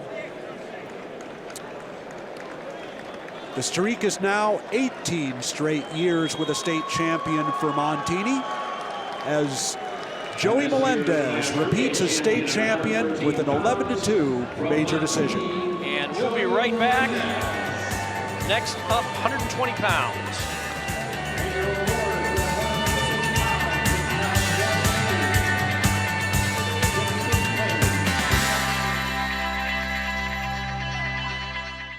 I'm here with Joey Melendez, 2-time state champ for the Montini Broncos. I was watching your match and it looked like you had everything under control, never challenged in a match. How is that? You know, we just work hard every day. We wrestle so hard, so 6 minutes is like nothing for us in a match, you know. So just went out and just scrapped it up just like another day in the practice room. Now you're a 2-time state champion. What was different about this season from last season? So last season I wasn't that big, so I didn't really cut that much weight. In this season I started to cut weight, so I didn't really get it in the beginning of the season, but as the season progressed, Izzy pushed me, all my coaches, Coach Mikey, they all pushed me, and I mean, it made the weight cut so much easier when you just listen to your coaches. Well, and speaking of your coaches, between the 2 of them have 7 state championships. You wrestle for 2 of the greatest coaches in the history of the sport. I mean, you got to listen to them, don't you? I mean, they pretty much, I don't want to say know everything, but they actually pretty much know everything. They're just great guys, help you, push you every day. It's a lot. There's a lot to me. Well, there you have it. Nationally ranked, 2-time state champ, Joey Melendez from the Montini Broncos. Horseshoes on the top of the bracket. Yes, sir. Congratulations. Thank you. Montini, and this year's champion, a sophomore with a record of 39-5 from Providence Catholic, Jacob Lindsay. Now wrestling in Class 1A. And we are back here, Class 3A action at the 120-pound weight class. We have another nationally ranked wrestler on the mat, Rob. And that would be wearing the light-colored singlet, mostly white, Michael McGee, senior from Plainfield East, right in on the takedown against a very impressive freshman, Fabian Lopez of DeKalb. McGee is going to be green on the scoreboard, in addition to his light-colored singlet. Lopez wearing the black. an orange singlet, and he is going to be red on the scoreboard. And McGee, a two-time state finalist, one-time champ, runner-up last year. So he's right. He was a champ in 2015 at 106. Came all the way up to this weight last year. Finished second to Renteria, who we'll see in a couple of weights. And back at the same weight this year, and he has been absolutely dominant. McGee ranked number 4 nationally in the latest Win magazine rankings. He's committed to Old Dominion University. And suicide with a 2-1 tilt, rolled right through onto his own back to do it, and was able to get 2 on the back. It's 4-1-0, and the escape for Lopez makes it 4-1. 113-pound place winners. The Old Dominion's benefited from a few Illinois wrestlers recently. Oh, for sure. 113-pound place winners. Please report to the awards area.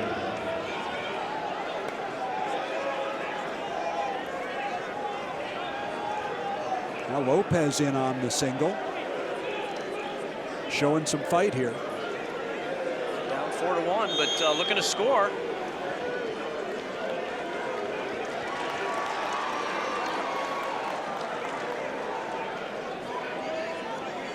And that's going to go to McGee, though. McGee able to come out to come around behind and get his second takedown of the match. And it is 6-1 at the end of the first period. What the hell? Dion Wiley tosses the disc. Lopez defers. McGee will start down.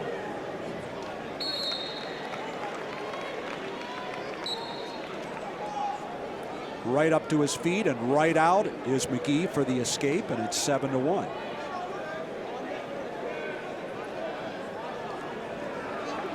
And right in on the double as well. And a spiral finish gets him 2, and he had the half in as well. But Lopez was able to roll through and avoid the count. It looked like he was in trouble there for a second, but he managed to roll out of it. Still down 9-1, though. McGee had some tough competition. Both at the Dvorak, which he won, and as he got the cradle here against Lopez. And, you know, listen, Lopez is no ordinary freshman. This is just McGee wrestling at another level as he gets a count here. He's got the 3. Now he's going to just try and settle back into a fall. Oh, and he was, he had to bridge out of it himself. But 3 on the back on the cross-face cradle for McGee makes it 12-1. Second period, and at this pace, we may be looking at a tech fall situation. This has been a dominating performance. Now he heads back. He's turned him with a cradle. He's turned him with a 2-on-1 tilt. And we'll see what he's got for us next. It looks like he's trying to go for another 2-on-1.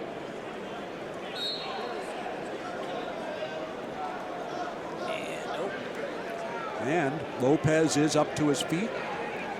McGee breaks him back down. Spiral, the bear claw. Did he get a count? Yep. Did he get a count? I don't think he did. Nope.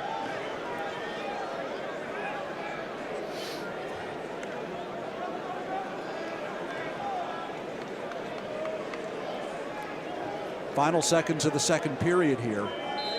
It's 12-1, and I'm very impressed with Lopez. Yeah. He has had a great state tournament, but this is just Michael McGee wrestling at another level. All 113-pound place winners, you should be in the awards area. Sit underneath duck by McGee, almost gave it up. He counters with the whizzer. down on the ankle.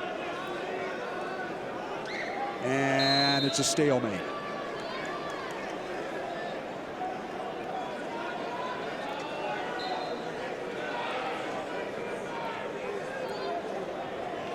And goes one way, goes the other way. It's 14-1. Almost. He got a little sloppy there, and he gave. Yeah, got a little greedy. Yep. And gives up the reversal. It's 14-3. Minute 15 left to go.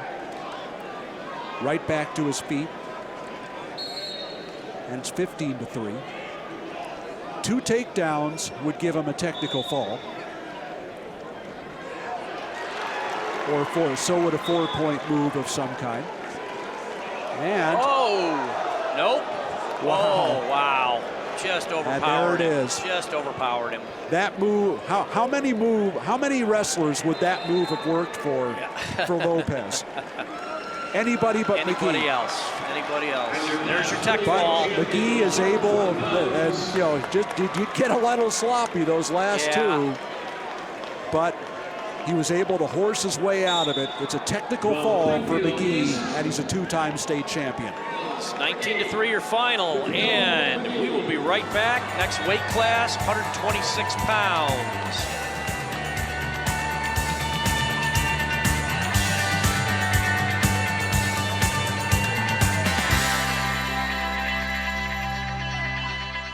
I'm here with Mikhail McGee, Plainfield East. You're back on the top of the podium, the 120-pound Class 3A state champion.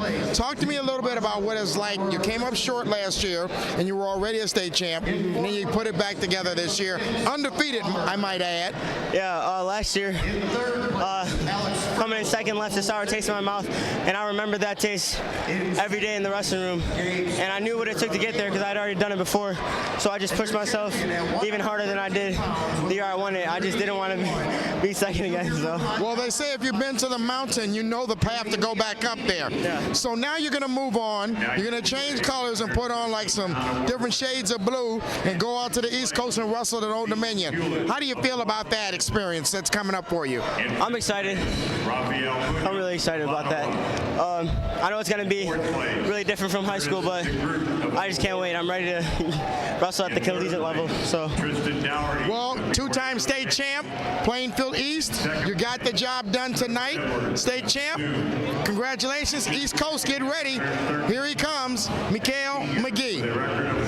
Second championship, a junior with a record of 45-5. All right, welcome back, everybody.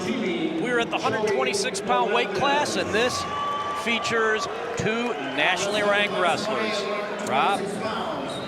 Rhea Woods of Montini in the white singlet will be red on the scoreboard. Tony Madrigal of Oak Park River Forest in the dark blue will be green on the scoreboard. This is their 4th meeting this year, their 3rd during the high school season.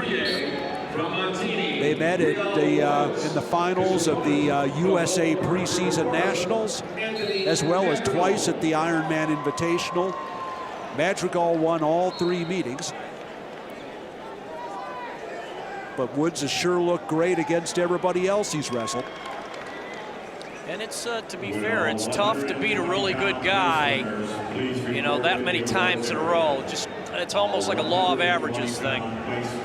The second match at the Ironman was for 3rd place in that tournament. Which is a brutal tournament. Madrigal only lost 5-0 to Spencer Lee of Pennsylvania, and everybody knows his background. And Woods is in on the double, trying to come out the back door. And Woods' only losses this season have been those 2 to Madrigal.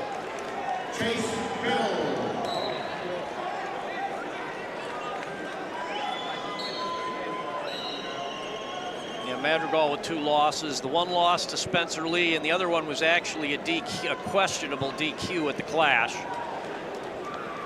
over a nationally ranked wrestler from Park Hill, Missouri, who was Weston de Blasi. Yeah, I mean, he was dominating the match, had DeBlasi in the air and brought him down on a double, and DeBlasi grabbed his leg and actually caused the fall, but Madrigal got called for the slam.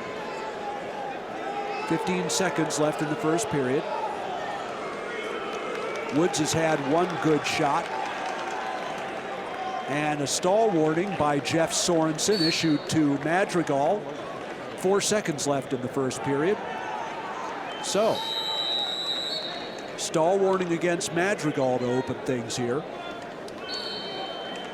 And a scoreless first period. I have to say, so far, Woods has been the aggressor.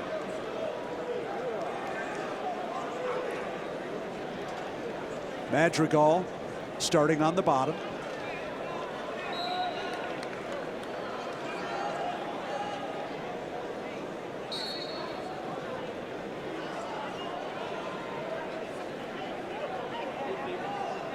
Madrigal ranked number 5 in the latest win rankings. Woods number 6.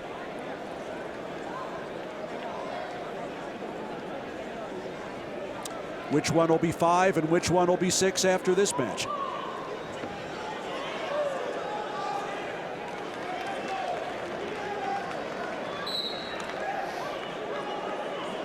Madrigal trying to base up.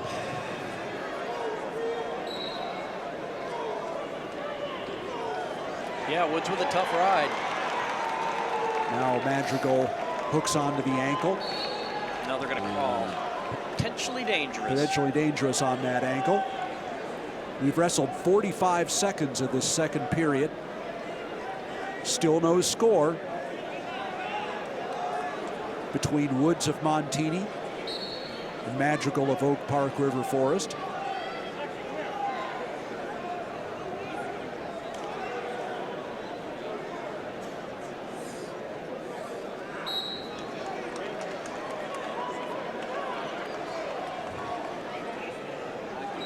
Madrigal gets broken down again. He does have a stall warning.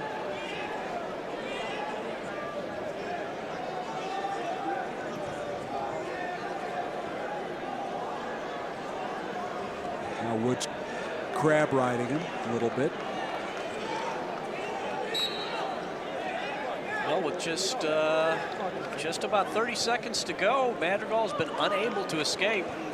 Now he gets his head up and he gets tripods.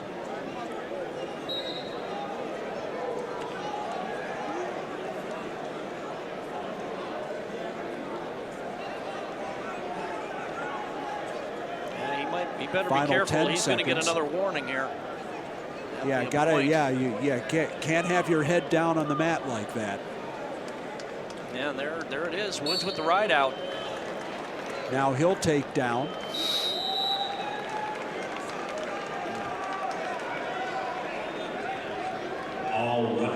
I have to say this match is sort of following the pattern of Woods' final last year, though.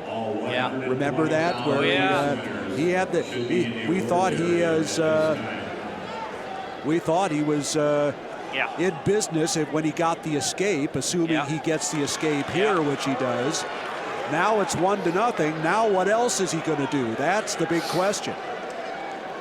1 point may not be enough. It wasn't last year. Nope. And that came down to a 10-second scramble at the edge of the mat.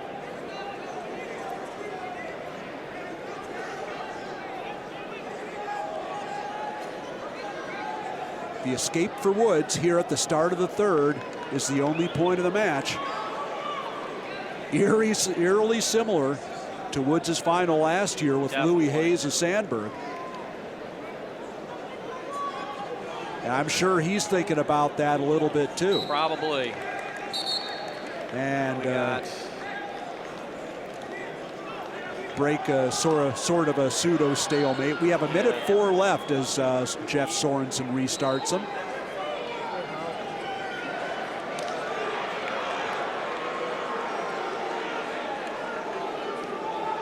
Although we really haven't seen an attack from Madrigal so far. No, we haven't. We haven't really seen any offense. Now it looks like we have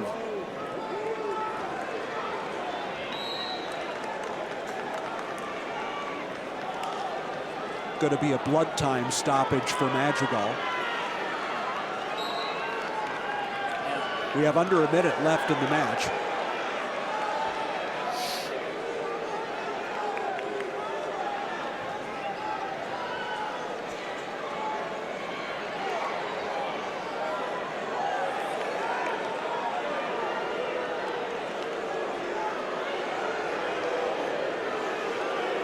I have to say this though, the body language between the two is very different right now. Yeah, I agree. 49 seconds left as we get the restart.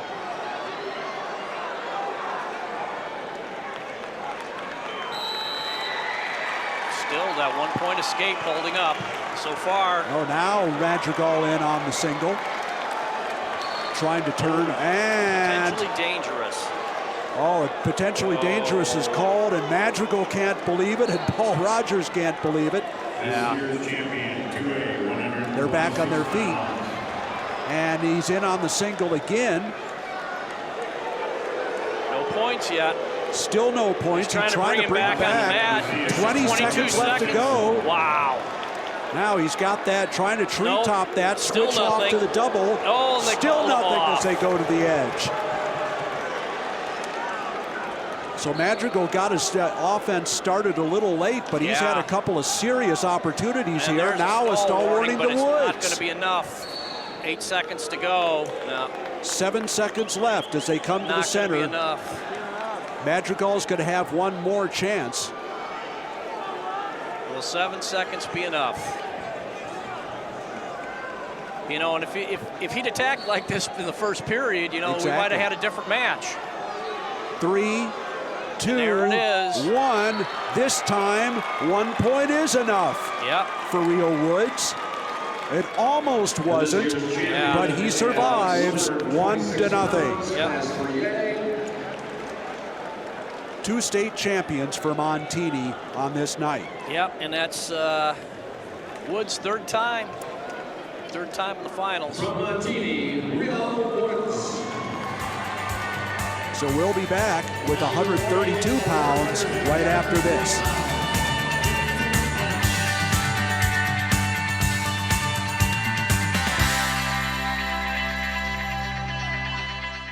I'm here with Real Woods, Montini Broncos, 126 pounds, standing on the top of the podium again.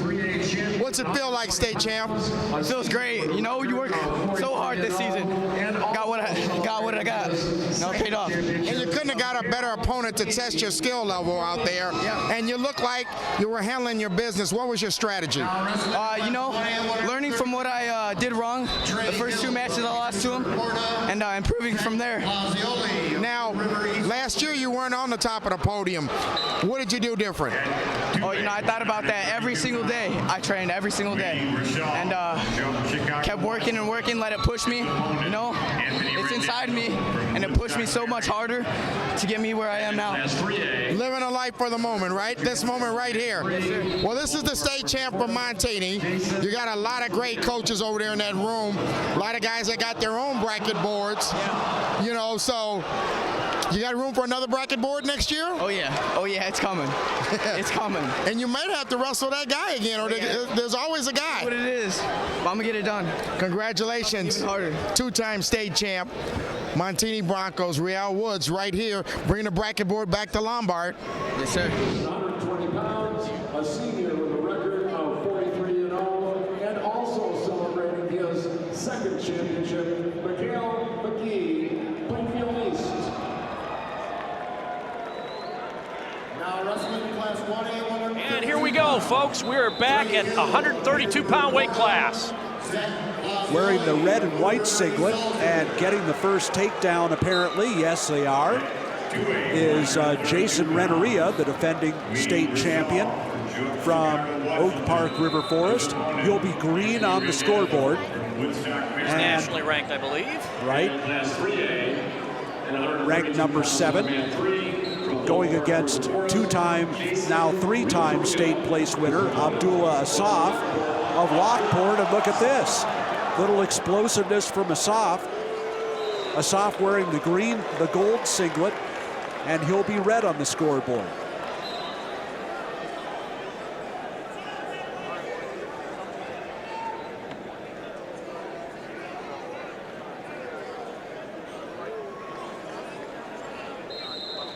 Renneria used to wrestling at a very high pace. He has a first period pin and 2 technical falls in this tournament. Asaf also has 2 technical falls and a 7-5 decision where he won right at the end against Holden Heller of Deerfield in the semis. Blood time coming for. Not sure which one. I guess it's Renneria that's bleeding. He does lead 4-1. And Renneria, a 4-time finalist. Champ last year and had to beat a defending champ to win. And the 2 previous years, he was runner-up to Austin O'Connor, who we saw earlier at 106, and then to Austin Gomez, who we're going to see coming up. Of course, he'd probably be the only guy in Illinois who can say he has a win over both Austin O'Connor and Austin Gomez. Yeah. That might be true.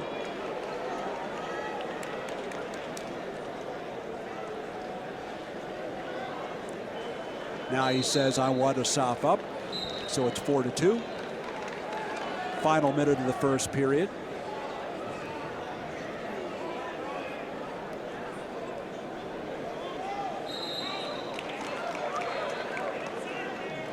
If you can see the back of the singlet that Renneria is wearing, his well-known nickname is Fat Boy. And he's got the double underhook. Couldn't throw soft by. 37 seconds left in the first period. Yeah, he likes the underhooks.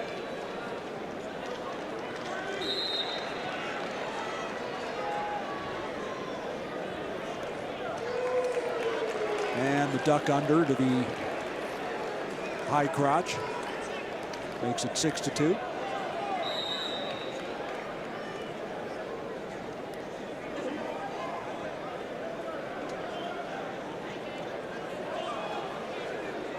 Renneria headed to the University of Nebraska.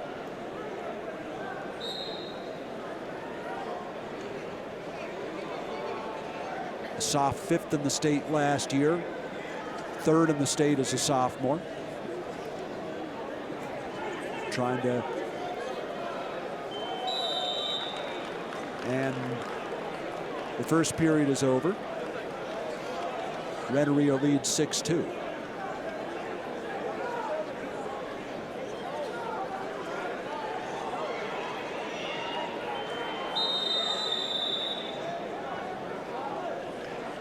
Renneria's lone 2 losses this year, both coming at the Ironman, where he finished 7th.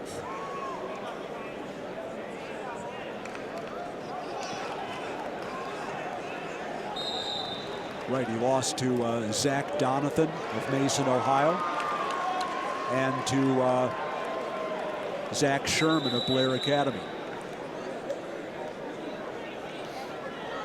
You know, and it's funny, since the Ironman, he hasn't had a match that wasn't bonus points.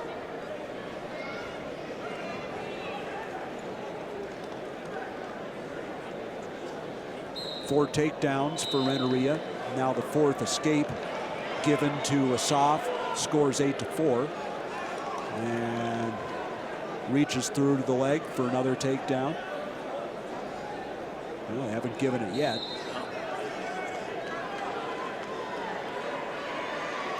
Pulls Asaf back in. Oh, nice, nice roll through by Asaf. Able to scramble out of it.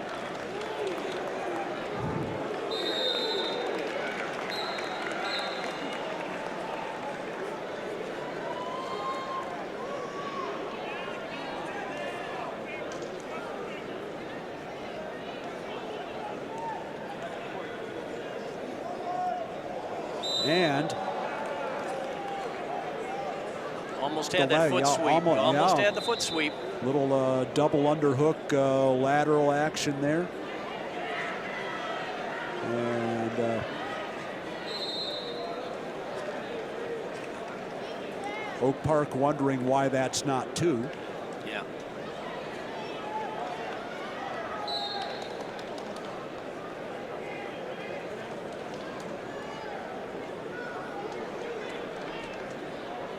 injury time for Asaf. All champions.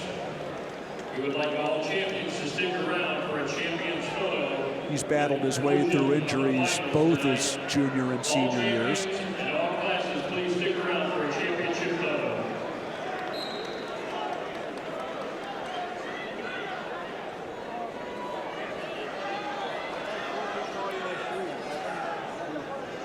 .50 seconds left to go in the second period.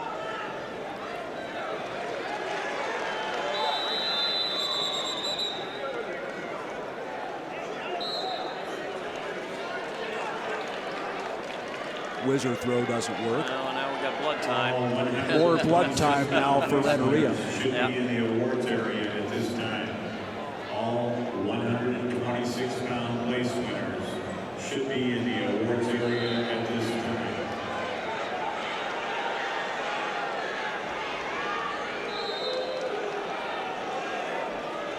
Well, I've noticed the way Asaf is wrestling, his coaches must have schooled him about the underhooks. Right.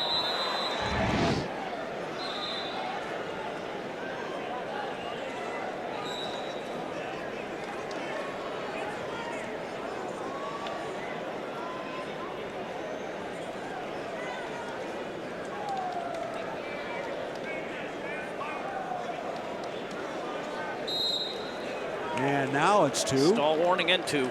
He did manage to keep his feet in bounds there. And he'll cut him. It's 10-5 after that 5th takedown of the match. 25 seconds left in the second period. Now he switches off to the double, off the single. It's 12-5.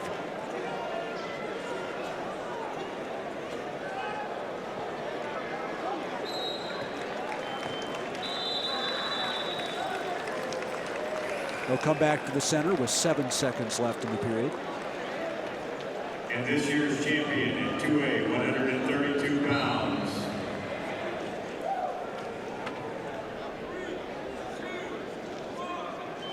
We Bashaw from Chicago, Washington. And he's going to take neutral.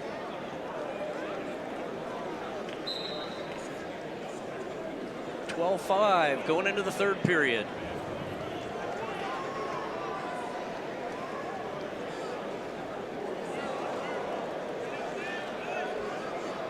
Soft locks through the crotch. So Renneria not able to finish that shot. Those can be dangerous positions too when guys get up in the air and tied up like that. Yep.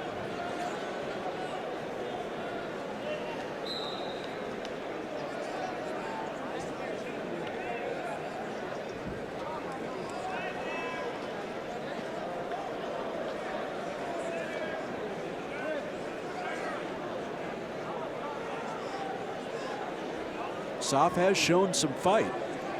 Just not able to mount much offense right now. Renneria trying to pull him back on, went for the double underhook, and he got, and a scramble here. He had a double underhook, and a Soft countered with a headlock and almost hit it. Almost.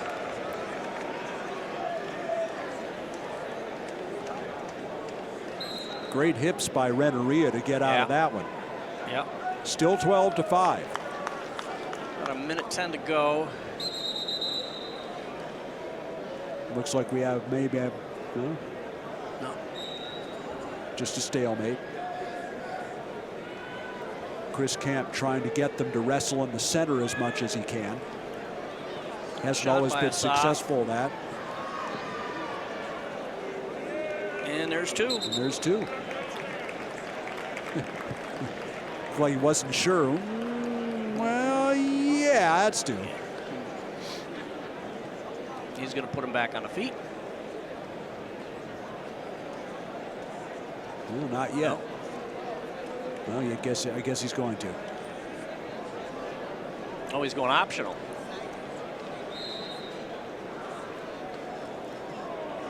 Going to do the push away. Yeah. 14-6 now. still a major decision we're looking at for Renteria here. Now under 40 seconds.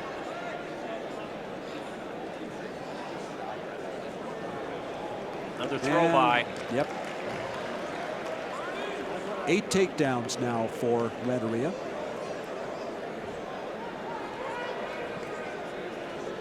And he cuts him 16-7.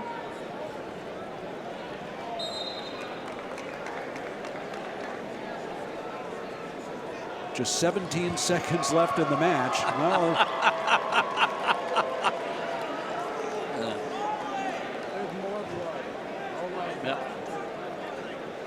it's not quite over, Jason. Yeah, they gave him an unsportsman. You hear the booze.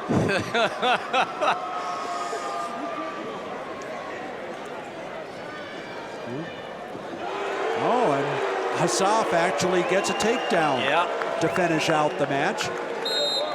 It'll be a second state title for Jason Renteria of Oak Park River Forest by a score of 16-10.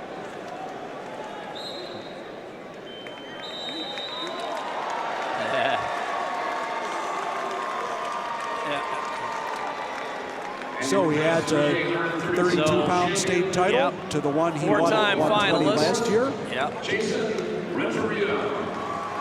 We're going to take this short break, and we'll be back with a 138-pound match.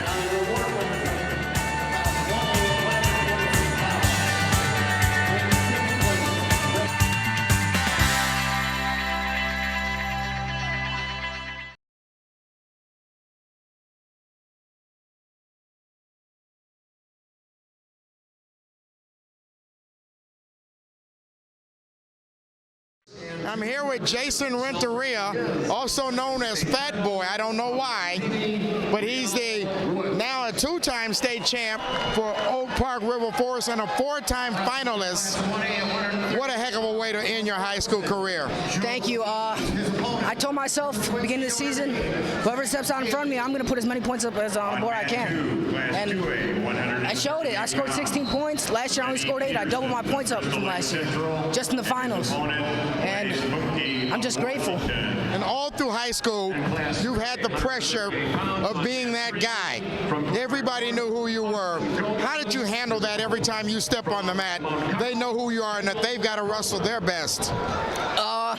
It's simple. I know I got a big target on my back, and the harder I work, the smaller the target gets. The less I work, the bigger the target gets. I know every day, 7 days a week, I'm working. So you're headed out to Lincoln, Nebraska. They're going to hand you a red and white singlet, and you're going to be a Nebraska Cornhusker. What's that going to be like for you, just going in there as a kind of an unknown? Well, you'll be known, but, you know, a freshman. I know I got to do the same thing I did here.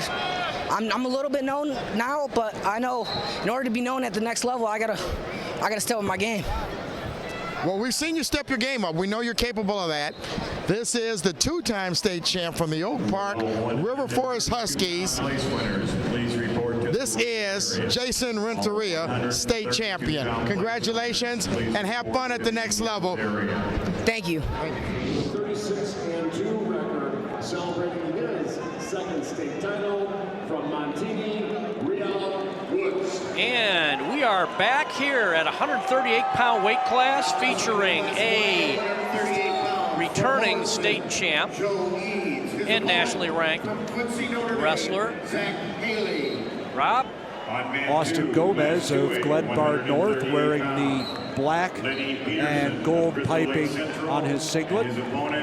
2-time state champion already.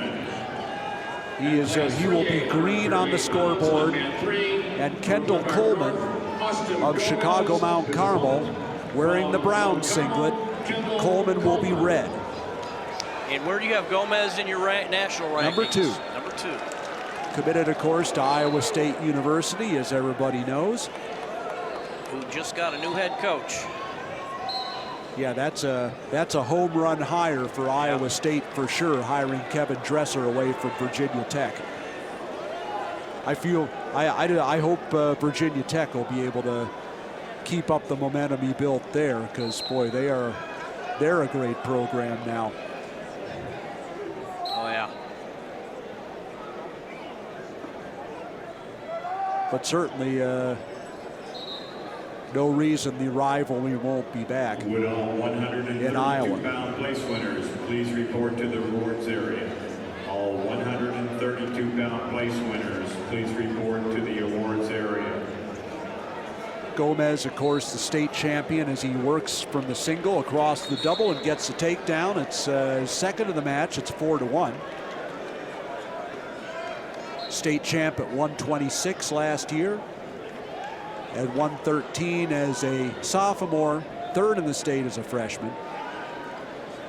Coleman was fifth in the state in 2A in Mount Carmel's 1 year as a 2A school last year. And what are we going to stop here? We got blood time again? Yeah. Blood time for Coleman, it looks like.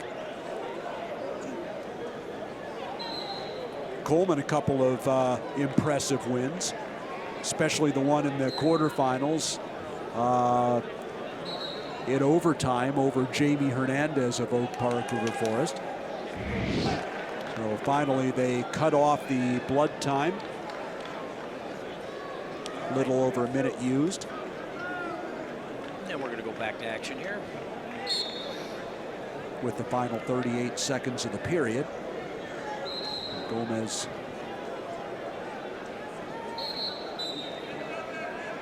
with a tight waist. Sure, looking for a tilt.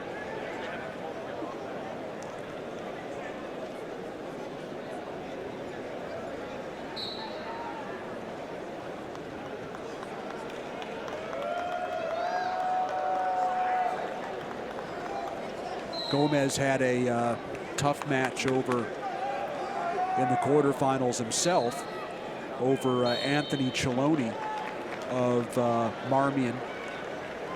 He actually gave up the first takedown in that match near the end of the first period and had to come back with 3 takedowns of his own in the second, and he eventually wound up winning 7-6 and sort of holding off Cheloni at the end.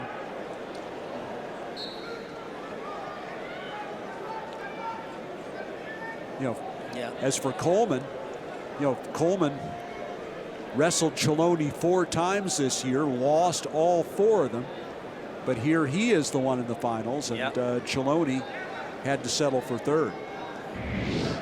Now we'll start the second period. Gomez will start neutral. He leads 4-1.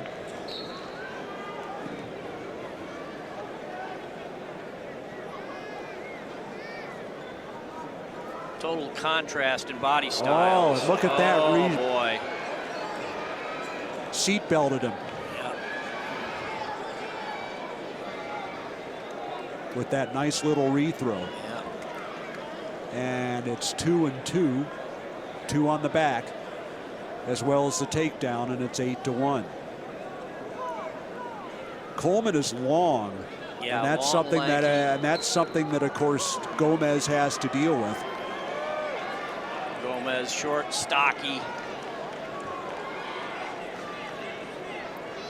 Minute 10 left in the second period. Now Gomez deciding he's going to go to switches to the spiral. Under a minute left. Coleman not able to do much on the bottom there. Yeah, he had the half in. Just about able to turn him.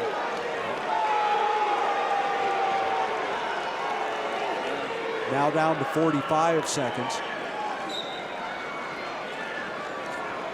And Coleman trying some funk there and spinning out, but Gomez having none of it. Now under 25 to go. Yeah, I think the Glenbard North coaches wanted a stall warning, and they're going to get it. Oh, and now he had the gable bar and he turned him, and it's a fall.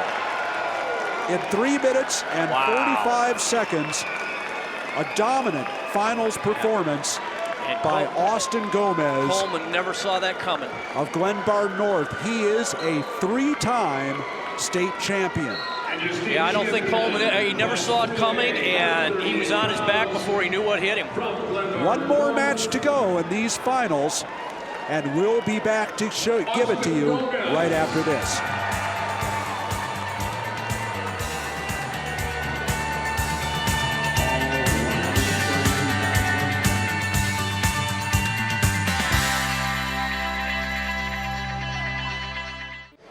Starting to be a routine for you.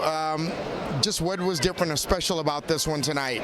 It was my last time wrestling in the state of Illinois as a Glenbard North wrestler, so I was really special. It was me and Coach Hines last time wrestling together and coaching together, so that was really special. I'll never have a coach like him. He's like my second father. I love that man.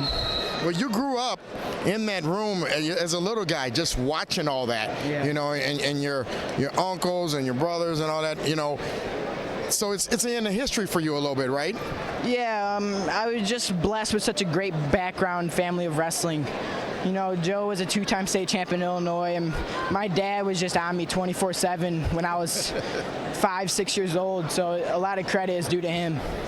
So now you're moving on. You're going to go to Iowa State. I hear they got a new coach. Is that correct? Who's the new coach over there? Kevin Dresser got the new head coaching job, but it's still undecided if I'm going to go to Iowa State University. Ah, okay. Yeah. So wrestling coaches out there, is the door open? As of right now, no, because I haven't got my release yet from the school. Okay. Well, tonight, you're a Glenbard North state champion, black and gold on the #1 step here in Illinois. Congratulations, you look really sharp out there tonight. Thank you very much. Fidel Mayora Montini. Second place, Abdullah Assad Lockport. And this year's champion, a senior with a 40-2 record from Oak Park River Forest, celebrating his second championship, Jason Renterina. Now wrestling in class 1A, 145 We're back. Last match of the night, 145 pounds. Who we got, Rob? Ranked #3 in the country by win in the white singlet with the maroon stripe is Will Lewan of Montini, the 4th and last finalist we'll see for the Broncos. He'll be green on the scoreboard, and he'll be going in the black singlet against Marcus Hartman of Barrington. Hartman will be red. Okay, Rob, and these two did meet earlier in the season. What was the outcome? They did in the finals of the Palatine tournament over the holidays. Won by Lewan by a score of 4-3. And these two guys were, of course, on the same cadet national team. I believe they met each other in Fargo as well. And Lewan is in your national rankings. He is #3. Hartman is not, but he's heading in that direction. Lewan finished 3rd in the Ironman. Lost 10-2 in that tournament to Sammy Sasso of Pennsylvania, a wrestler he beat in the Cadet Greco tournament, nationals.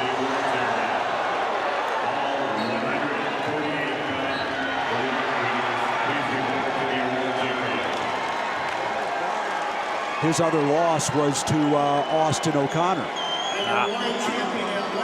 The one time that O'Connor came down to 45 at the Cheesehead. Yes, at the Cheesehead.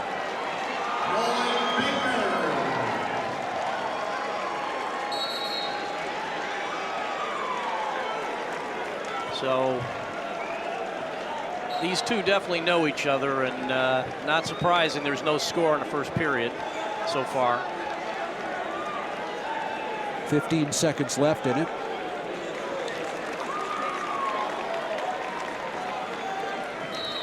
Ankle pick attempt by Lewan is not successful.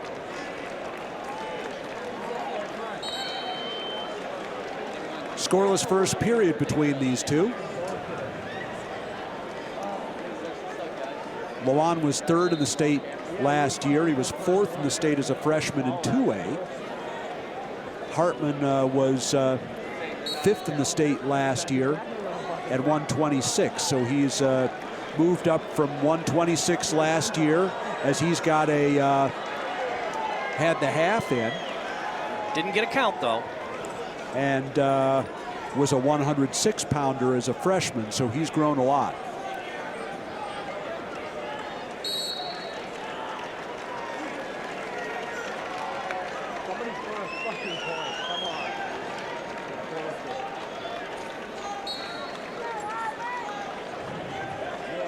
And he's got the bar in again, and the half in again. Does Hartman.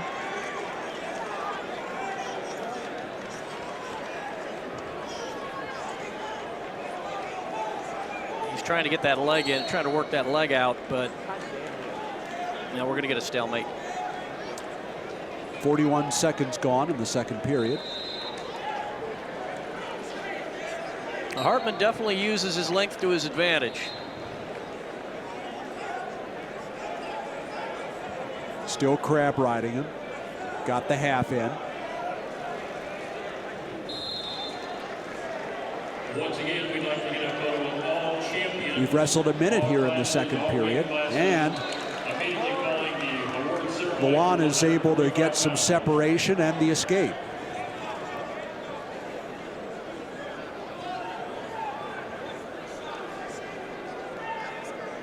Hartman couldn't keep him trapped with a leg.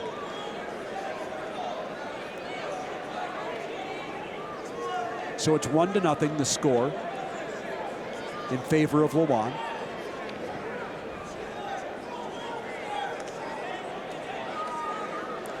And a knee tap. Works to a single.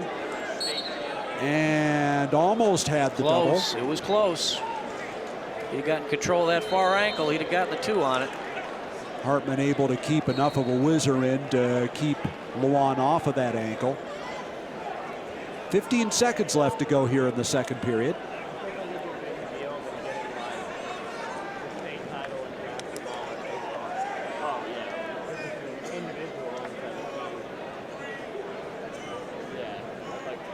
Second period is over. And now Hartman will go down. So we're pretty much getting the match we expected. It was low scoring the first time, of course, with Lawan winning by a point, and he doesn't want any part of Hartman on the mat. He's just going to cut him. Yeah. He knows how tough Hartman is on the mat. So we're all tied up. Had a lot of offense and a lot of points in these finals. This match not one of them.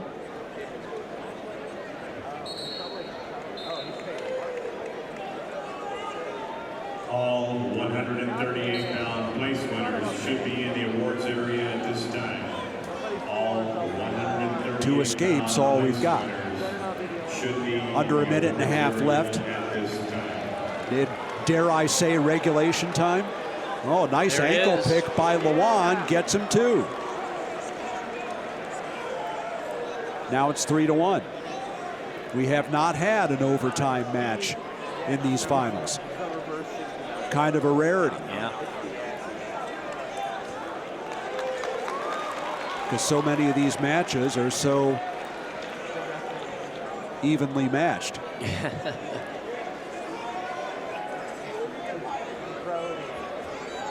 Just 50 seconds left to go. The takedown on the ankle pick here in the third period has given Will Lawan of Montini a 3-1 lead, trying to become Montini's third state champion in 2017. They go off the edge with 32 seconds left to go. Well, with 32 seconds to play with, Hartman either needs a reversal to tie it up or an escape and then a takedown. Now under 30. And almost rolled him to his back. Stalling not a factor. Hartman locks onto an ankle. And Lawan counters with the near leg, near arm. And now Hartman trying to improve on that. Nope. And what are we giving? Nothing, no change. No change. 8 seconds left to go. And Dave Udchik wants to talk about this one with Jeff Bowers. Yeah. He'll probably argue that there was loss of control. Yeah, he's looking at least for the one. Yeah.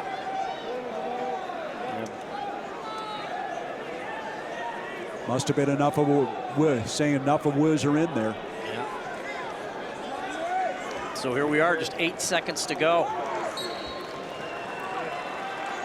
Lawan stops the switch attempt.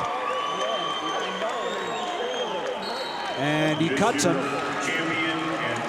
There it is. But a 3-1 is the final score for Will Lawan of Montini, the 3rd state championship for the Broncos here.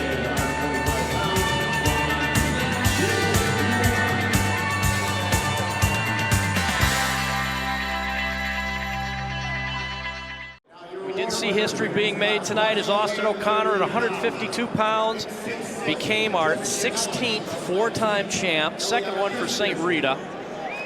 We had some others win their second state championships. Austin Gomez won his 3rd. Jason Renneria of Oak Park River Forest won his 2nd. Michael McGee of Plainfield East won his 2nd, as well as Joey Melendez of Montini winning his 2nd state title at 113. All right, I hope everybody enjoyed the action here tonight. This is Mac Boland with Rob Sherrill. We're going to say good night.